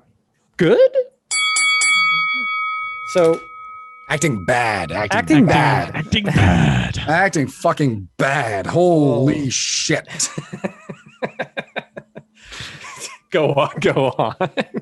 That's it. That's all I got. Okay, so we can do 1 second. Good night, folks. Someone else start for a second. I've got to reply to something here. Yeah. Well, the first thing I wrote, I knew she is panned for this role. Yeah. I later found out that her agent dropped her after this movie came out, and no one would answer her phone calls for a long time because of this film. Which for those sorry, Sean. For anyone who doesn't know, the lead in Showgirls played Kelly Kapowski in Saved by the Bell. So like she did a before. Disney star thing and tried to go super edgy immediately. And unfortunately, this time it just completely 100% backfired. And then she talked about it on Dancing with the Stars years later. Very heartbreaking moment. But her career never really recovered. Go on, Sean. No, not at all. Do you remember? Do you remember what she said on Dancing with the Stars? I didn't ever hear about this. Like, I remember, I watched it like happen. Like I didn't know because when this You're was a big Dancing with the Stars fan. My parents used to watch it all the time, and there was a time where I was like, "Cool, I don't know who any of these people are," and at the time I didn't know who she was either. And then I put this together. I also didn't know that she was the lead in this movie until like 2 days ago when I watched it. Like I knew Showgirls existed. I knew nothing about what it was about, and I didn't know who was the lead. But like when I was watching Dancing with the Stars this one time years ago, when I was like, I don't know, 14, she was like, she got emotional being like, you go to do like, you do one movie and like it ruins your entire life. Like people like pigeonhole you as this one thing, and then you try to veer from it and it goes badly and the movie isn't received well, and it completely destroyed my life and career. She was like, it was like over for me, and it was like very heartbreaking to like see. But then like after watching this movie, I was like, oh yeah, okay, yeah, I understand why that happened. Like I understand, but I also wouldn't say, like, of the now like 98 films we've watched for this podcast, I would say she's not even close to like the worst actor that we've seen so far. Like she's maybe top like worst 20 or something like that. But like she's trying things at the very least. She's trying things. She's definitely trying things. She's trying things. That's you can't deny that. Yeah. It just like, oh man. And I really feel for her too, if it was a direction thing. I don't know. I think part of Verhoeven's thing, I think how he's done this in the past, like how he's cast people in other movies, is he casts people knowing that he wants them to be like an empty, stupid box man who is the person who leads the Starship Troopers into war, because that's what he wants. He wants these kind of crappy soap opera performances or something, right? Yeah.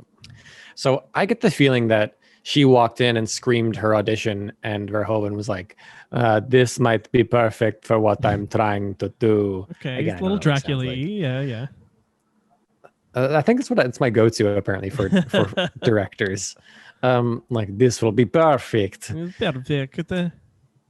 But it's nuts. Like, it's truly bonkers. It's the most bonkers performance I think I've ever seen. And that doesn't mean that it's bad. It is bad, but it doesn't mean that. But it's so it's truly bonkers. A long list of actresses were considered for the role of Nomi Malone, including Pamela Anderson, Drew Barrymore, Angelina Jolie, Vanessa Marcel, Jenny McCarthy, Denise Richards, and Charlize Theron, but they all turned it down before Elizabeth Berkley signed on. And Madonna, Sharon Stone, Sean Young, Daryl Hannah, and Finola Hughes were considered and also turned it down. For Crystal Connors. They were I was going to say for Crystal. Yeah. So a lot of actresses went, no, thank you. Well, like, understandably so. Like, what this movie was in terms of just like listen, what makes this movie schlock for me is like 90% Elizabeth Berkley's performance in this movie. Yeah. Like, that is what makes this schlock. Yes, the story is bad. Yes, it's all over the place. But like, I will also say that she makes this movie fucking an experience you will never forget in your life. When she gets the fries and just starts like just starts throwing the fries around and like fucking hammers ketchup on them. Like from that moment, these are like the beginning moments. Like you just meet her character. She gets in like she gets picked up by she's hitchhiking and she gets picked up by like some fucking like bada boopy guy. He's like, let's go to Vegas. Pulls a knife on him. It's weird. You're like, this is like kind of funny. She's being weird. She's even holding the knife weird. Like horrible. And you're like, yeah. And I'm like, this is just like kind of weird to look at. I'm like, that's kind of funny. And then she gets to Vegas. She plays a couple slots. She's relatively normal in those scenes, wins, leaves. She's like, whoa, I bet this guy stole my stuff. Has the inkling of a thought that this dude stole her stuff, leaves, realizes it's gone. And then like from that point on, now we're taking on a journey here. The acting of her, we talked about it before, like smacking on the car out of frustration that her stuff has been stolen, but in like a ridiculous way. She gets into a fight like with Molly, who she just meets, in an insane, ridiculous way, who she then like, apparently makes friends with, and then Molly buys her food and she's eating French fries and putting ketchup on them like insanely. And you're like, I can't even explain it like just with words. Like imagine if someone was fucking like had a giant leaf in their hands and was trying to make a helicopter out of it to fly away. That's what it looked like with the ketchup bottle in her hands while she was putting ketchup on her fries. She was like, I just got here, and then throws the fries up in the air 5 seconds after this. And then I guess starts like a lifelong friendship with Molly. And I'm like, okay, fuck. Nobody in this movie is very good. There are some people in this Kyle movie. MacLachlan is horrible. Not good. Gina Some Gershon's people in this movie are fine.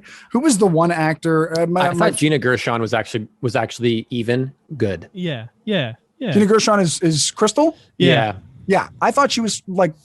She was fine in this movie. She's good in this movie. Her accent sort of came in and out for me. I feel like that might have been a choice, but like it wasn't distinct enough or clear enough for me to be like, that's a choice. Yeah. So like I was thinking about it a lot, which pulled me out, but she was fine. Yeah. She was good. She was fine. I liked her in this movie, and I thought she played her role well. The guy who was the dialogue was bad. The guy who was teaching her to dance also. Yeah. Oh man. Elizabeth Berkley meeting that guy when she was teaching her to dance, when she was dancing. Yeah. Insane. Like insane. Like she is giving 110% energy, like 100% of the time, and it does not work once. Nope. But she has a natural talent. But it also does, because I'm fucking losing my shit. But so Verhoeven had to have pulled her aside after the table read and been like, have you ever seen a wild dog? Have you ever seen a wild dog just tear into some like the carcass of some roadkill? Okay, so your task is to go out and find that. And I don't care. You're not allowed to sleep until you find a wild dog ripping into the carcass of a newly killed possum, and then be that. Or was he just putting something in the food? Like was she on drugs this whole movie? Like, yeah. I don't know. I thought not to fully leave the guy who was wanted to teach her to dance, which is such a weird part of this movie that doesn't end in any particular way. Nope. But just when like he finally gets her to his place, which is this funny like garage, which is kind of cool. But he just goes, I've seen a lot of dancers. I worked in New York. Alvin Ailey. And I was like, oh, Alvin Ailey. Very good. And he's not very good. He's fine. No. I will say to her sort of acting / like performance credit, she is a fucking dancer. Oh, 100%. You know what I mean? And there's no denying it, in a way that this movie would have also sucked if it was Angelina Jolie. She can't dance. You know what I mean? Like, I at least respected her that she could do one of those two things. She was doing the dances at the club, yeah. At a high level. She was destroying that stripper pole. The aggression. Like I can't get over this. If this was a direction thing, then just for me, it wasn't clear enough, and that's why I don't buy it. Her level of attack, and I just feel like I just feel like if I'm Elizabeth Berkley, if I am known for Saved by the Bell, if I'm looking to do something edgy and hardcore and this is my movie and I'm going to fucking attack this, then like this is it. I'm going for it 100%. And okay, I buy that. I buy that. Okay, you know what I mean? Like you convinced me on that. I think yeah, she's giving it her all. Yeah. Well, when she licked that pole, both Rand and I were like, "Oh no!" And I was like, "So many buttholes have been on that today." A lot of buttholes. And Miranda was like, "And vaginas," and I was like, "That's less of a concern." But like the buttholes, you know, that's more of a thing. And I didn't get the fucking beats. That's why like the relationships in this movie make no fucking sense. That she's like doesn't want to go to the show, and then she gets brought along, and then she's so fucking excited, and then she's doing the dances in the audience. Yeah, she's doing the dances. Yeah. She meets Crystal and she's like intimidated and then swears at her for whatever reason, right? Because she's like, you're not a dancer, you work at Cheetahs. And she's like, fuck this. And she leaves.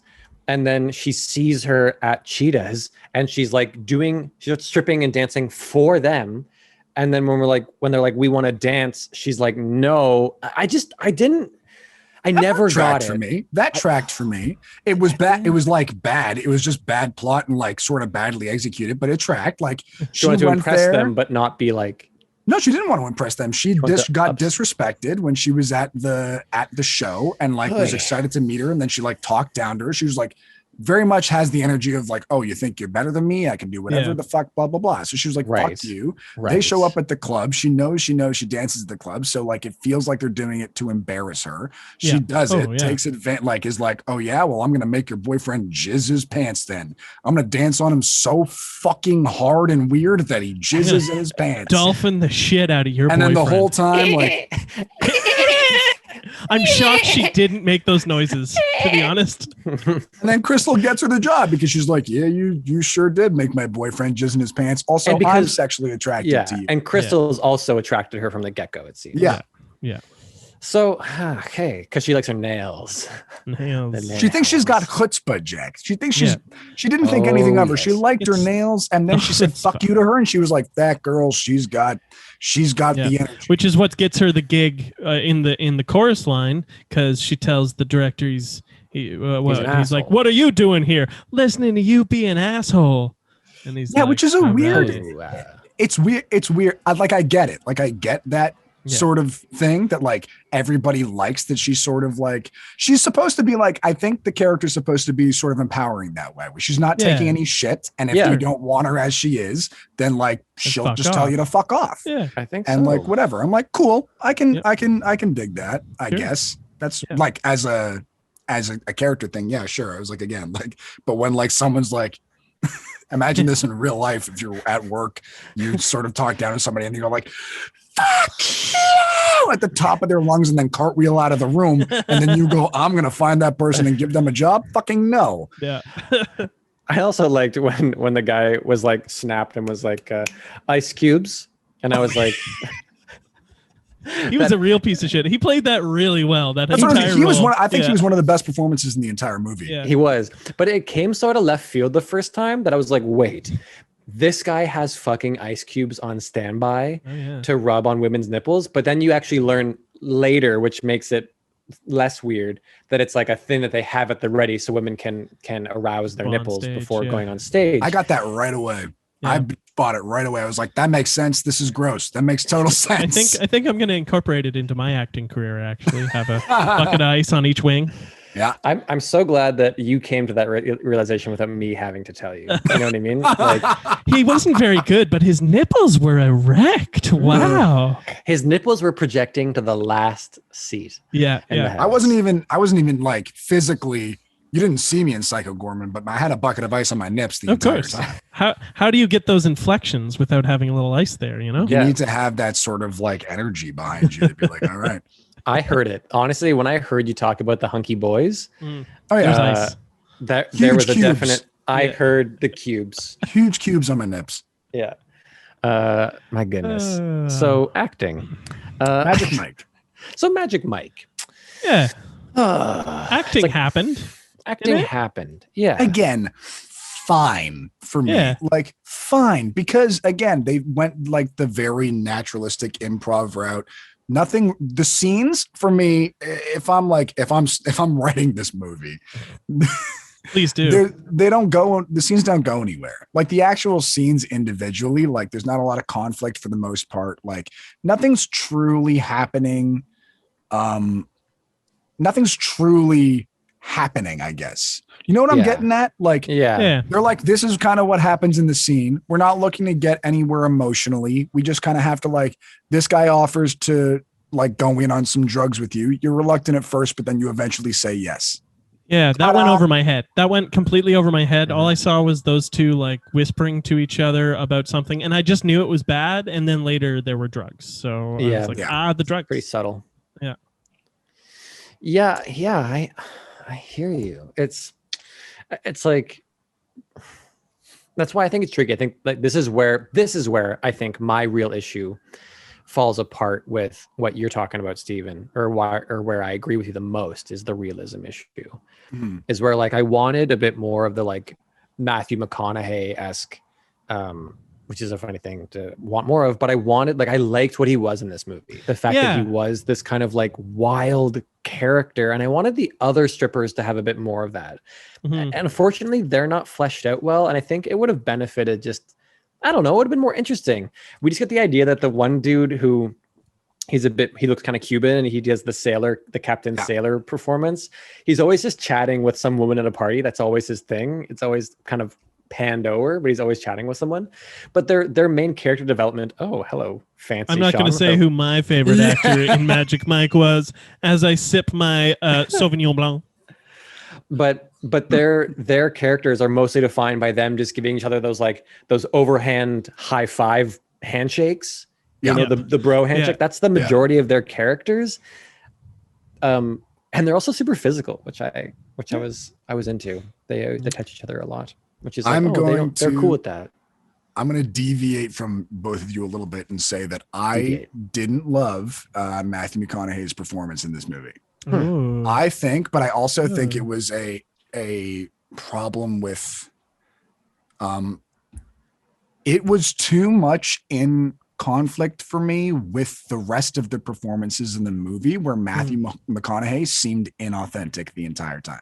Yeah, I get that. Totally. I agree with that. Like it like was just like not, I was watching it and being like, there was one scene in particular where the hurricane's happening and they're in like the basement at Matthew McConaughey's place. Yeah. And like the whole time where Matthew McConaughey is like trying to do like party improv, like he's in the back of the room a lot, but like he's also sort of the focus because they like Channing Tatum sort of like looks back and goes like, oh yeah, that's just like Dallas being Dallas a lot of the time actually, but like he's doing his weird Matthew McConaughey shit where he tries to make a weird thing into a thing that's just like a human thing, like very much like the like from Wolf of Wall Street, he's pounding his chest, except he's just making a bunch of weird grunty monkey noises. Like at this point, he's like, oh, like when thunder hits or something like that. And like it's that kind of thing. Like a lot of the time, his scenes with Channing Tatum when they're talking about like the future of like the business and stuff. And sort of the hand that Channing Tatum's going to have in that and blah, blah, blah. Those scenes are actually okay. But like as a whole, even like with Matthew McConaughey's stripper scenes, like he's not a good dancer. He's not a very good dancer. No, and it wasn't even supposed to be in the film. That wasn't supposed to be in the film. It wasn't? No, he was like, hey, it would be cool if Dallas got like a final dance number because he doesn't have one in the script. And they were like, yeah, okay, come up with something and we'll put it in. I'm glad he did one. I think that was important. But I think to see I that like he that he had one. I like that he had one. I wish it wasn't about dancing. It was just about like owning the energy of it. And doing it.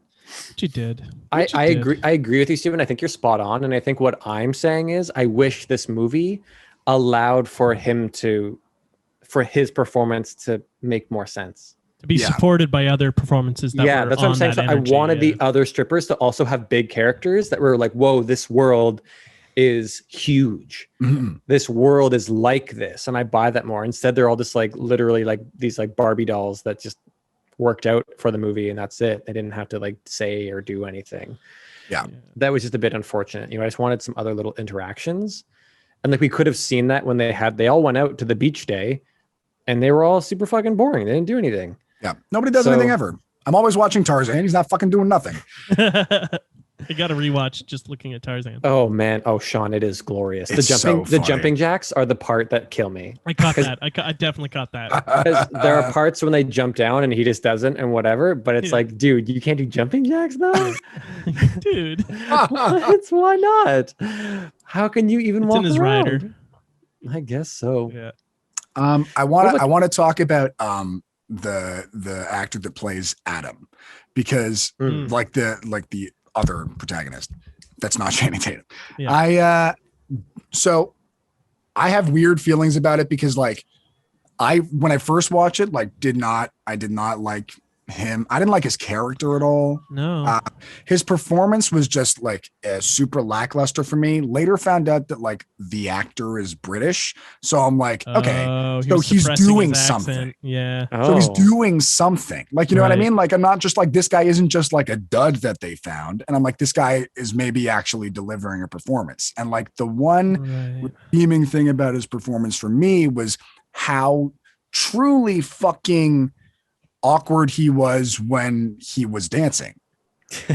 How like truly like I don't know if I really expected him to be like good by the end of the movie, but he just wasn't.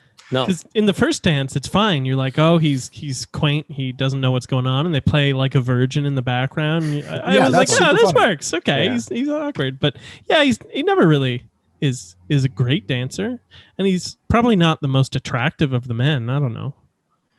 I mean, he's pretty like ripped on his very first go, which works out well for him. But no, compared to some of those other dudes, like Joe Manganiello or whatever his name is fucking crazy hot in that movie. He comes out in a firefighter. Fucking hell, holy shit! Throws out his back and carrying that one woman. There was bad for the actor that played that woman. Yeah. Oh, that's kind of high. There was a moment where I looked over and I think it was Channing, right? Because the sister, Brooke or whatever, she comes to watch when she finds out that her brother is doing this. And then Channing does his thing. And first of all, it's really weird when he's talking to her. His lips look really, did you notice they look like washed out, like pale pink? Anyway, it's weird. He has his hat and not his best look, but he comes out and he does his step up strip routine. Yeah. And then it cuts to her and she kind of has this like really subtle, just like her jaw has loosened and she's just like, is watching. Yeah. And I look over and Miranda had the exact same face. So it works. So I was like, oh, this is a real reaction. That's the real thing. As he was just like starting to sell it a bit more and taking the clothes off and stuff. So it was very funny. But I agree. Like that guy, Adam, he didn't, but I don't know. He'd only been doing it for a few months, right? So I don't know how much you're really going to get better at dancing. If you've been able to learn choreo in that time, well done, sir. I don't expect him to be like Channing, right? Channing is the exception. That's why he's magic. No, I thought that worked for me though. The fact that he didn't get great, but he like the level of this is what I'm trying to like navigate for myself is like, okay, how much is this dude just a dud, and how much was he like actually delivering like the performance of this dud? Like, you know what I mean? Like, how much was he playing this dud, and how much is he like actually maybe just a dud? Like, I mean, you don't like him, right? No. I would say he's the antagonist. I would say that too. Adam? The antagonist. Yeah. I think. Second half of the movie.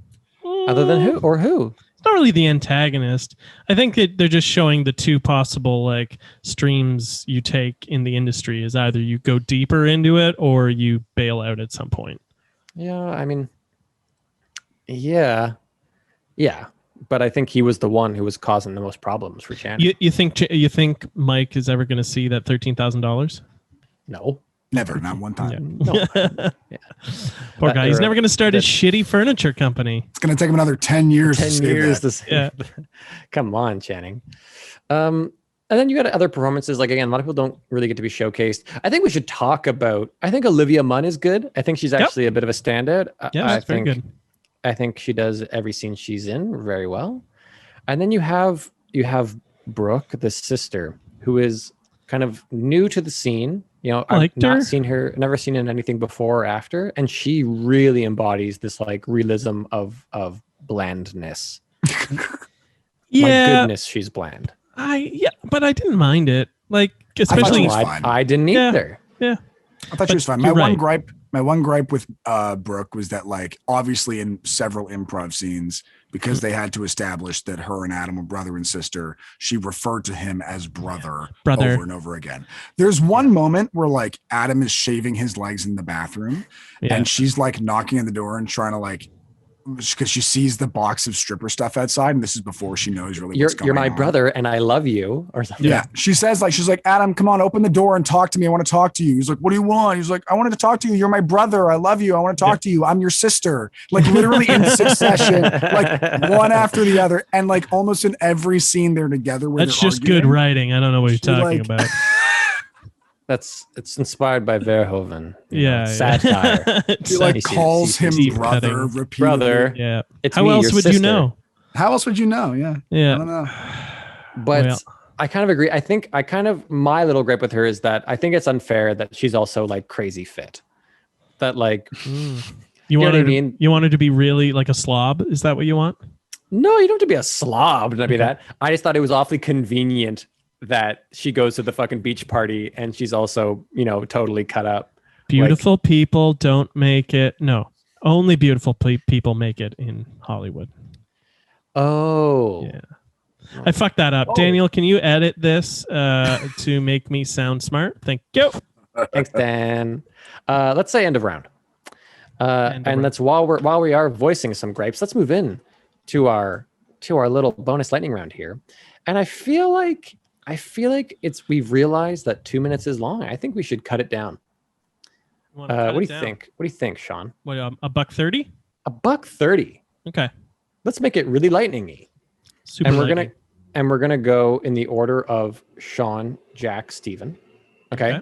We're just gonna cycle around, and we say either like or gripe, and then we just say any old thing from any movie, and with as much context as you like, really. Any movie that we watched. You can't say The Wizard of Oz pissed me off because Dorothy would never fit in those emerald fucking slippers. Yeah. As true as that is. You know what I'm saying? Yeah. Just saying. Yeah. All right. Ready? Am I ready? I'm ready. Okay. Starting in 3, 2, 1, go. Like describing a joint being passed as handing it to me like the Hindenburg.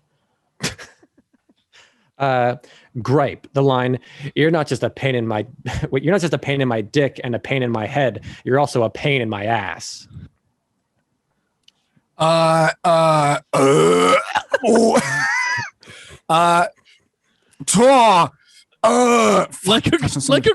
grape. Elizabeth Berkley's boobs. Oh wow! Gripe, wearing sunglasses in a strip club. Gripe, fucking littering. She throws her. Anyway, fuck you. I got that too. Steven, back around to you. You can pass too. You can pass. Too. Moving on. Channing Tatum's assessment of who in society is actually distressed. Like the line, "Hey Mike, I think we should be best friends." Gripe. Channing Tatum's fucking glasses didn't have lenses in them. I didn't notice that. Fuck. Gripe, neon palm trees in front of a row of real palm trees. Hell yes. Gripe, the line at the bank, the only thing that's distressed is y'all. Yeah, I love it. Like how ravenously Elizabeth Berkley eats a burger every time in the movie. Oh, man. And final gripe, his furniture is ugly. You don't like 8 air canisters supporting a glass. Yeah, I found this hunk of rusted fucking metal. So just some shit that washed up on the beach. Yeah, I put glass on top of it. Yeah, you have to have your tetanus shot recently to buy my fucking furniture, though. Oh shit! Oh, fantastic! That's funny. Great. Okay, well let's rate these movies and call her a day. So, our first category here. Plus, I'm fading into the darkness. So let's see if I can add a bit more light to my face now. Safety. Wow, wow, wow, wow, wow. Yeah, that'll do. So our first category, story. Which movie would you give your vote to? Steven, I'm curious about you first. as our honored guest. And you can't say Psycho Gorman. You have to say It's already won an episode. Honestly, God, okay. it's like not easy. It's really not. This is not for like most of these categories. It's actually not that easy. Fuck.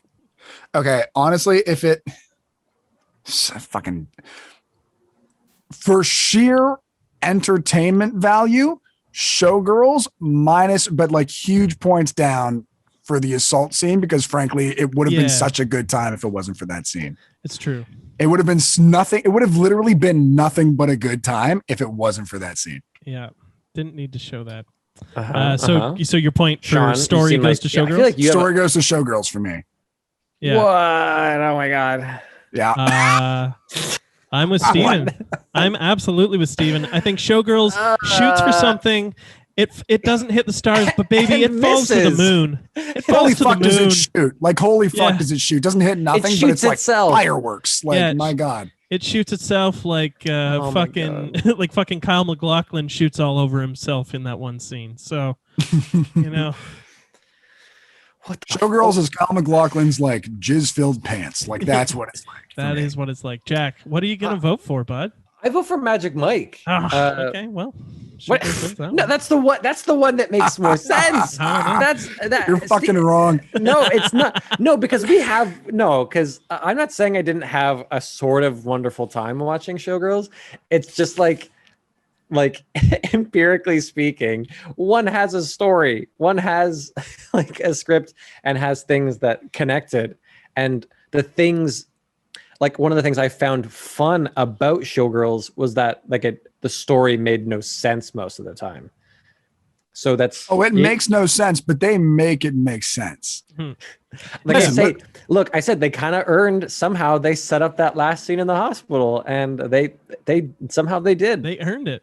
They If you earned it. force me to, I could take you on the journey of Showgirls. I could take you fucking all through the thing, and I could piece it all together, and it all like in real time. Steven In has real a time. 2-hour, 8-minute one-man show called Yeah, I was gonna Showgirls. say, I feel like my relationship knowing you, Steven, has been a live action reenactment of Showgirls.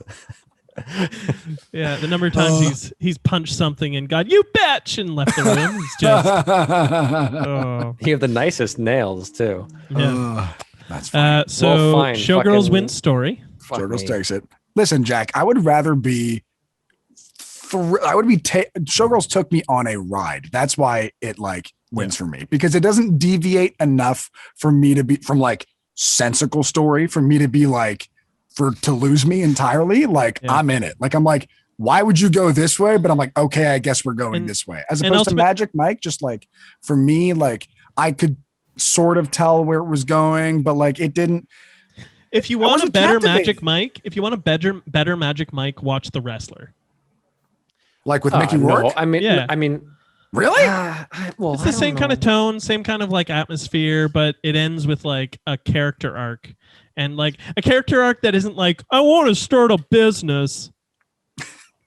But I want to give the shout out to Magic Mike, because I think for a movie that has a lot of like, it's again, I've already talked about it, like it's kind of iconic, and it got a lot of like interest in a similar way that Showgirls did, right? Like I already mentioned that. Sure. And because of that, it's known, and it took that and it gave us a rather, again, I think it's an atypical kind of movie, which I really respect. It could have been a purely commercial movie and done quite well. And been about male strippers, and it had a pretty just like a basic plot, and instead it offers like Michael more. Bay. There's more in there. Yeah, Michael it Bay have been, could have done Yeah, Magic Mike. I think it's trying to have more in there. I think it's got more of an indie film feel to it for sure, and it's trying to show us something, and like maybe say something as opposed to just being like Channing Tatum is a stripper. But I think the success and the like the sort of iconicness and the reason why people know this movie is because Channing Tatum is a stripper. Yeah, in the same we way that see people that. know about Showgirls because it's full of boobs and stuff. Totally. Yeah. You know, like that's, or at least that's how it started. Now, well, should we it's go known into for- looks then? Should we vote Let's on go looks into with the looks. boobs and the stripper? Well, this is, I don't know how much of a fight we'll get now, but because I have to vote for Showgirls. Showgirls was a visual extravaganza. Yeah, same here. Smorgasbord of eye stuff. Yeah, Showgirls takes it for me too. Yeah, Boom, and that's I three. tired of those washed out Yeah, things. I thought it was the too desert. much. Yeah, sounds.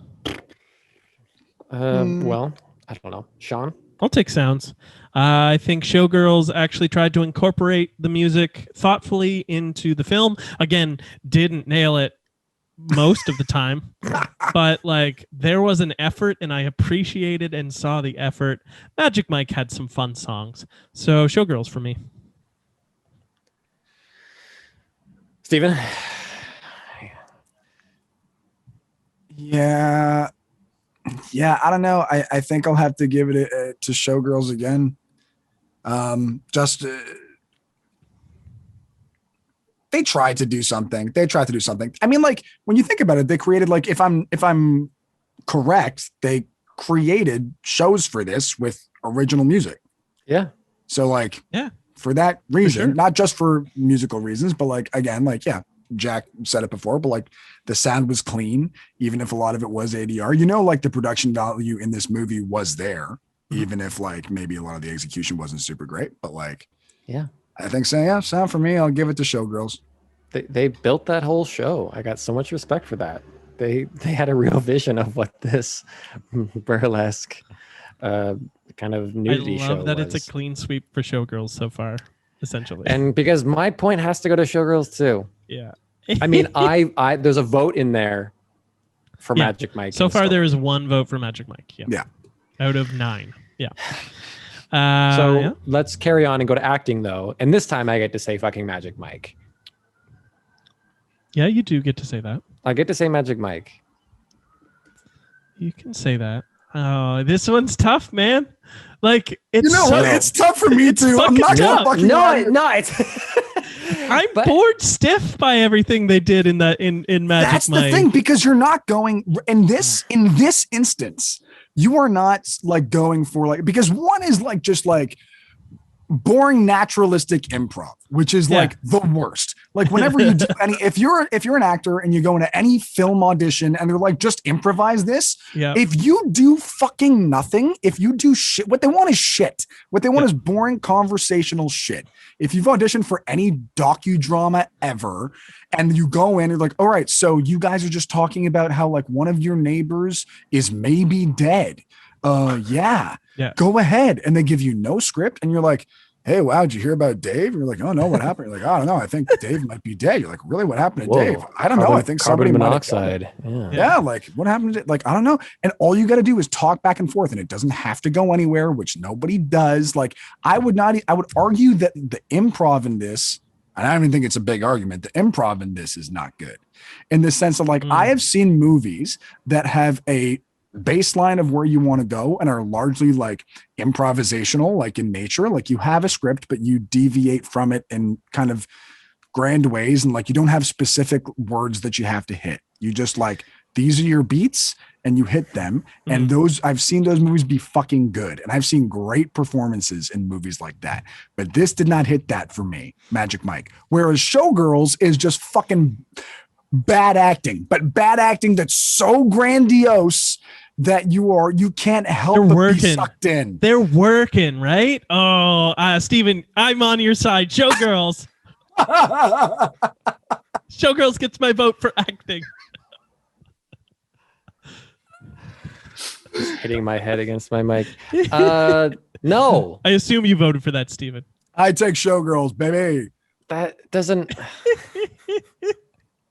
So, but that I feel like oh, you're just in its corner, and that, you know what, it happens, and I'm really not gonna fight you too much, but like it's that thing where just giving it all the allowance and then denying Magic Mike any of that allowance, because come on, compared to like the scream, all the screaming.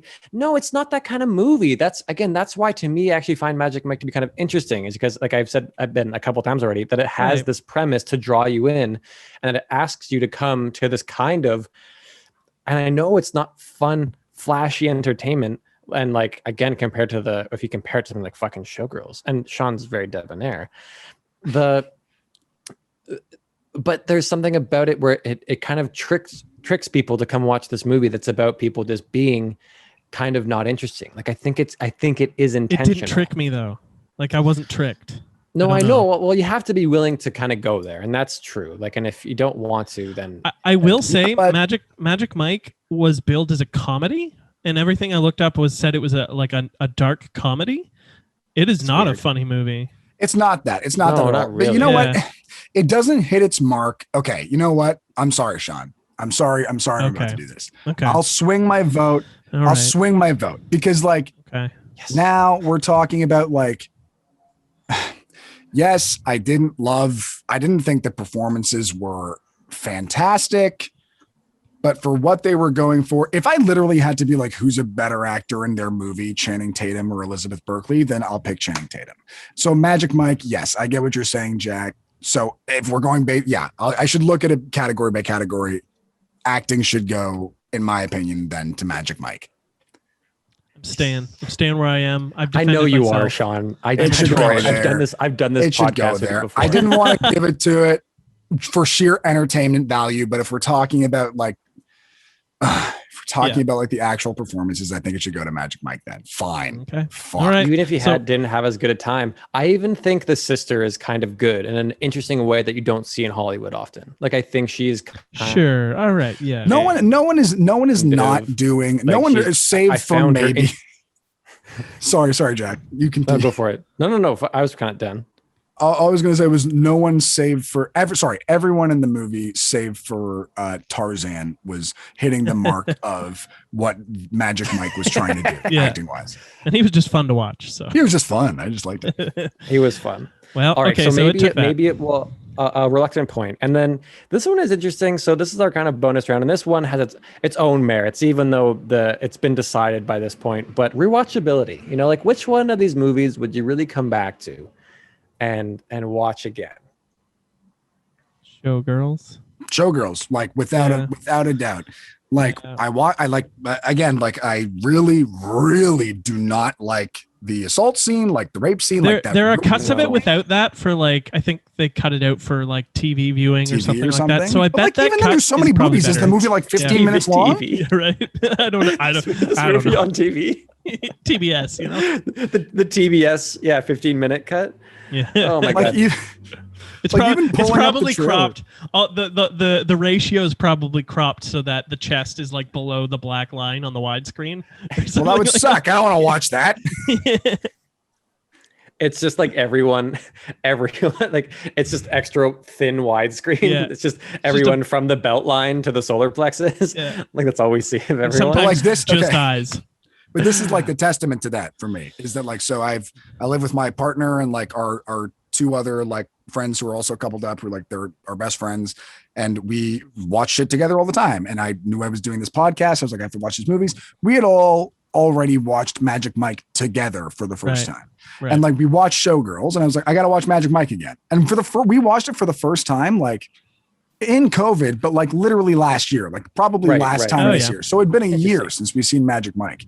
And I was like, I gotta watch it again, and nobody wanted to fucking watch it with me. Like, I barely wanted to watch it for myself. I was just like, I just want to watch it so it's fresh in my mind so I can talk about it. But I was watching it and I was like, fucking hell, I probably won't do this again. Yeah. But if someone was like, you want to watch Showgirls? I'd be like, just so you know, there's this scene, but I think so though. Like, I agree. I think that's my point too. There's something about it that is sort of like a miracle that it exists. Sometimes and I would be interested to watch it as a bit more of satire. Apparently, is how that's coming out. I'd be interested. Yeah, like look at it as a critique of the American human experience. You know what early late stage capitalism forces you to do. Yeah.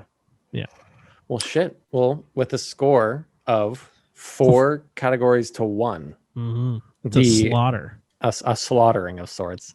And the majority of points, the Citizen Kane of the week is... You have great tits. Showgirls. Little clap. Wizard of Oz. Psycho Gorman. It's gonna get in your movie, dude. Ooh. So wow. So maybe you're right, Sean. Maybe it wins as the classic, even. I think it does. I think it's going to be tough when eventually we do Starship Troopers, because again, it's Starship Troopers was his next film, but like it's thoroughly schlock, but also it is such a classic of its genre. I think it has to be the classic. It's tough. These two were a good two to pit against each other. There's a lot of parallels in these movies. They were much better than Dawn of the Dead and Army of the Dead. I don't know what the fuck I was. Yeah, I don't ever want to watch Army of the Dead. I've heard bad reviews from Jack. No, I've heard it's terrible. I haven't watched it because I know it's bad. Yeah. But I'm worried that it's like fucking the Schneider. Oh fuck. The Schneider. I was doing like live posts in our CKVS like group chat. You watched it a week ago. And I blacked it out. I was like, fuck, man, this movie, it's driving me crazy. I just wanted a fun little sit down that I could like indulge in some, and it's fucking, I don't know how did you watch it, Steven? No, I didn't watch it. Oh my God. I didn't watch. I know it's bad, but the thing is, I'm worried that it's not Showgirls bad. I'm worried that it's just fucking bad, like boring bad, like fucking. It's boring bad. Yeah, that's what it. Stupid. Like I couldn't get through Justice League.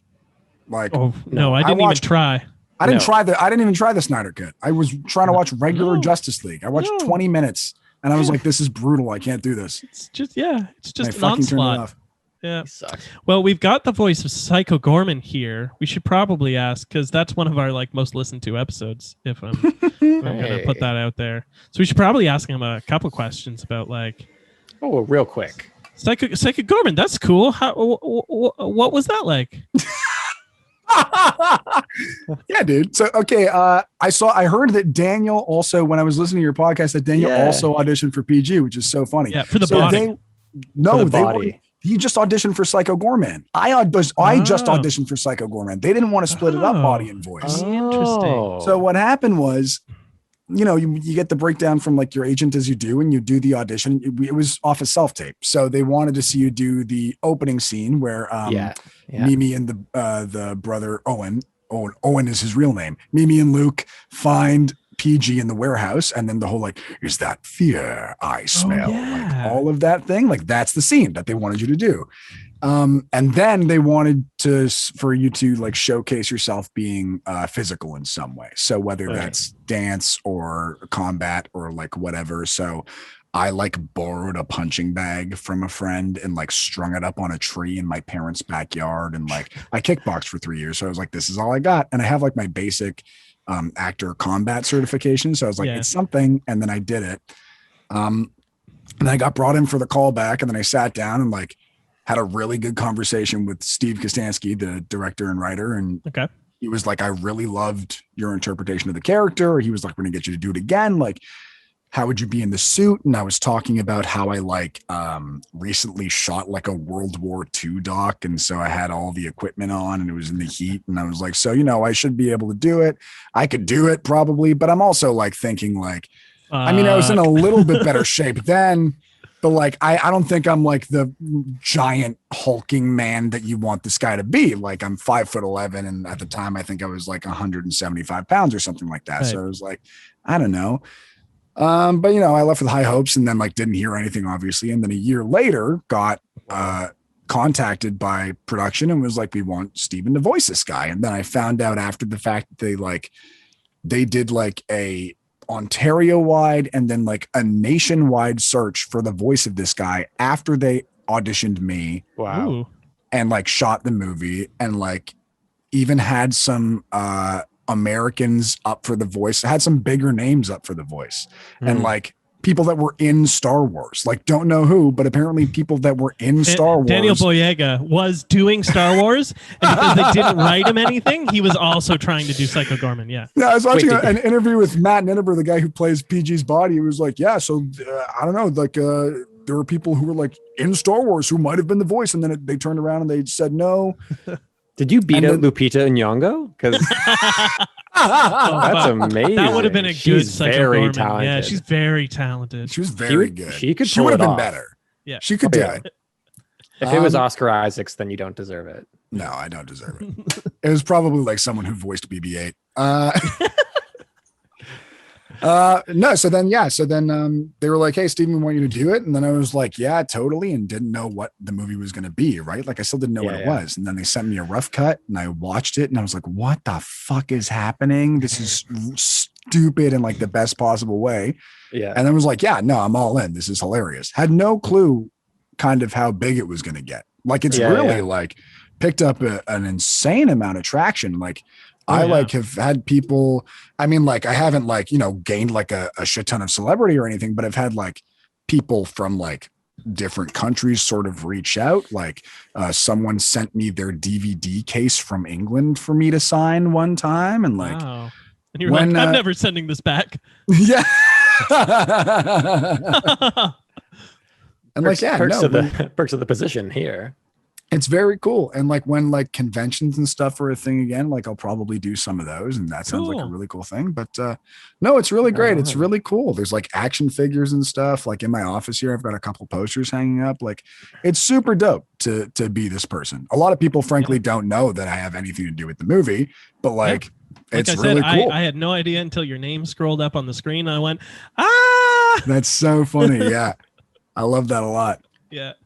I think, you know, it's one of those things where, not to diminish your other half who played the body, I think end of the day, what people are going to be like at a convention, I think people will be more interested to just hear the voice than see the guy out of makeup sitting there. You know what I mean? That's the tricky thing too, right? It's like, yeah, a lot.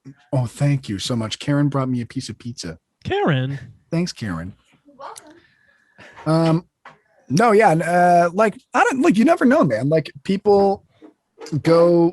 So sorry. Thank you so much. I'm just setting down this piece. It's okay. No one's listening to the podcast by this point, so like, we're just talking. I kept these questions to the end specifically to force people to listen to the whole podcast until they got to the part they were actually interested in.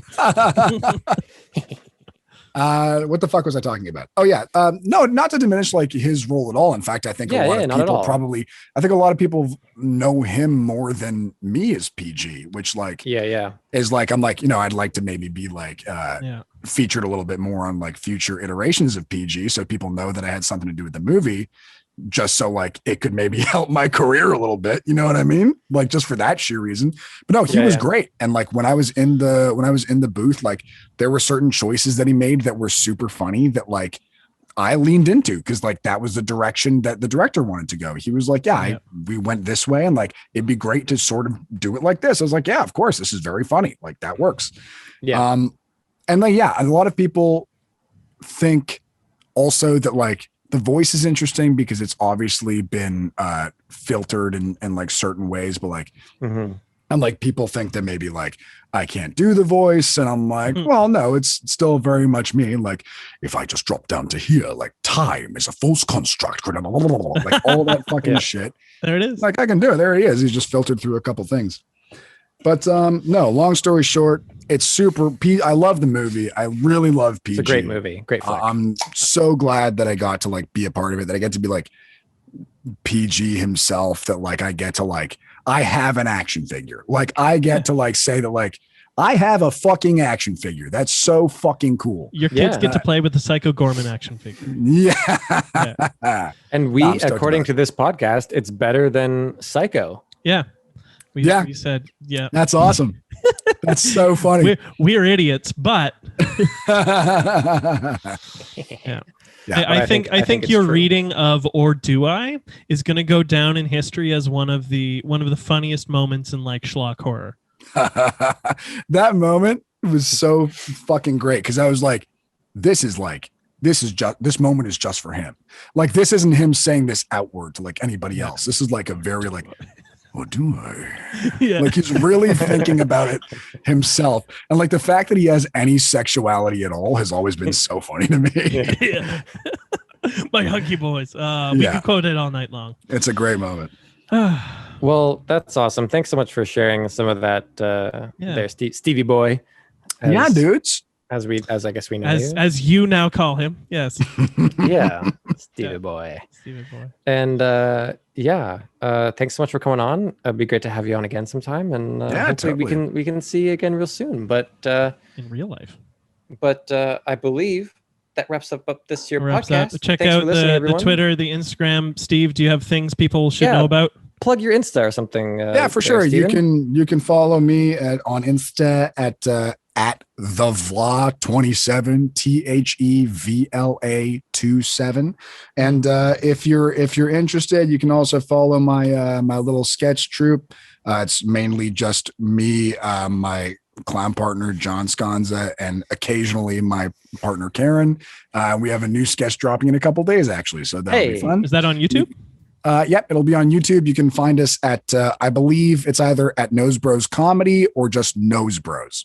If you look that up, you should be able to find us. Smash that bell. Smash that bell. So just check out them this week and ignore us, to be honest. Yeah. Don't even bother with us. Next week will be our final episode of this season, I believe. That's and right. It's going to be a little different format. We're going to take the last certain number of films. I don't think we've determined that one, and we're going to put them into a little like March Madness bracket, and then we're going to sit down with our partners, I think, and we're going to go because we forced them to watch these films too. Yeah. So we're going to sit down and determine which is the Citizen Kane of the year, I guess. Something like that. Yeah. Yeah. It'll be fun. It'll be fun, maybe. Yeah. So tune in. Yeah. Thanks, everyone. Now we beatbox. And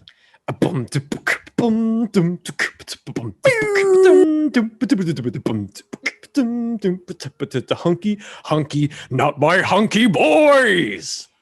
Oh, do I?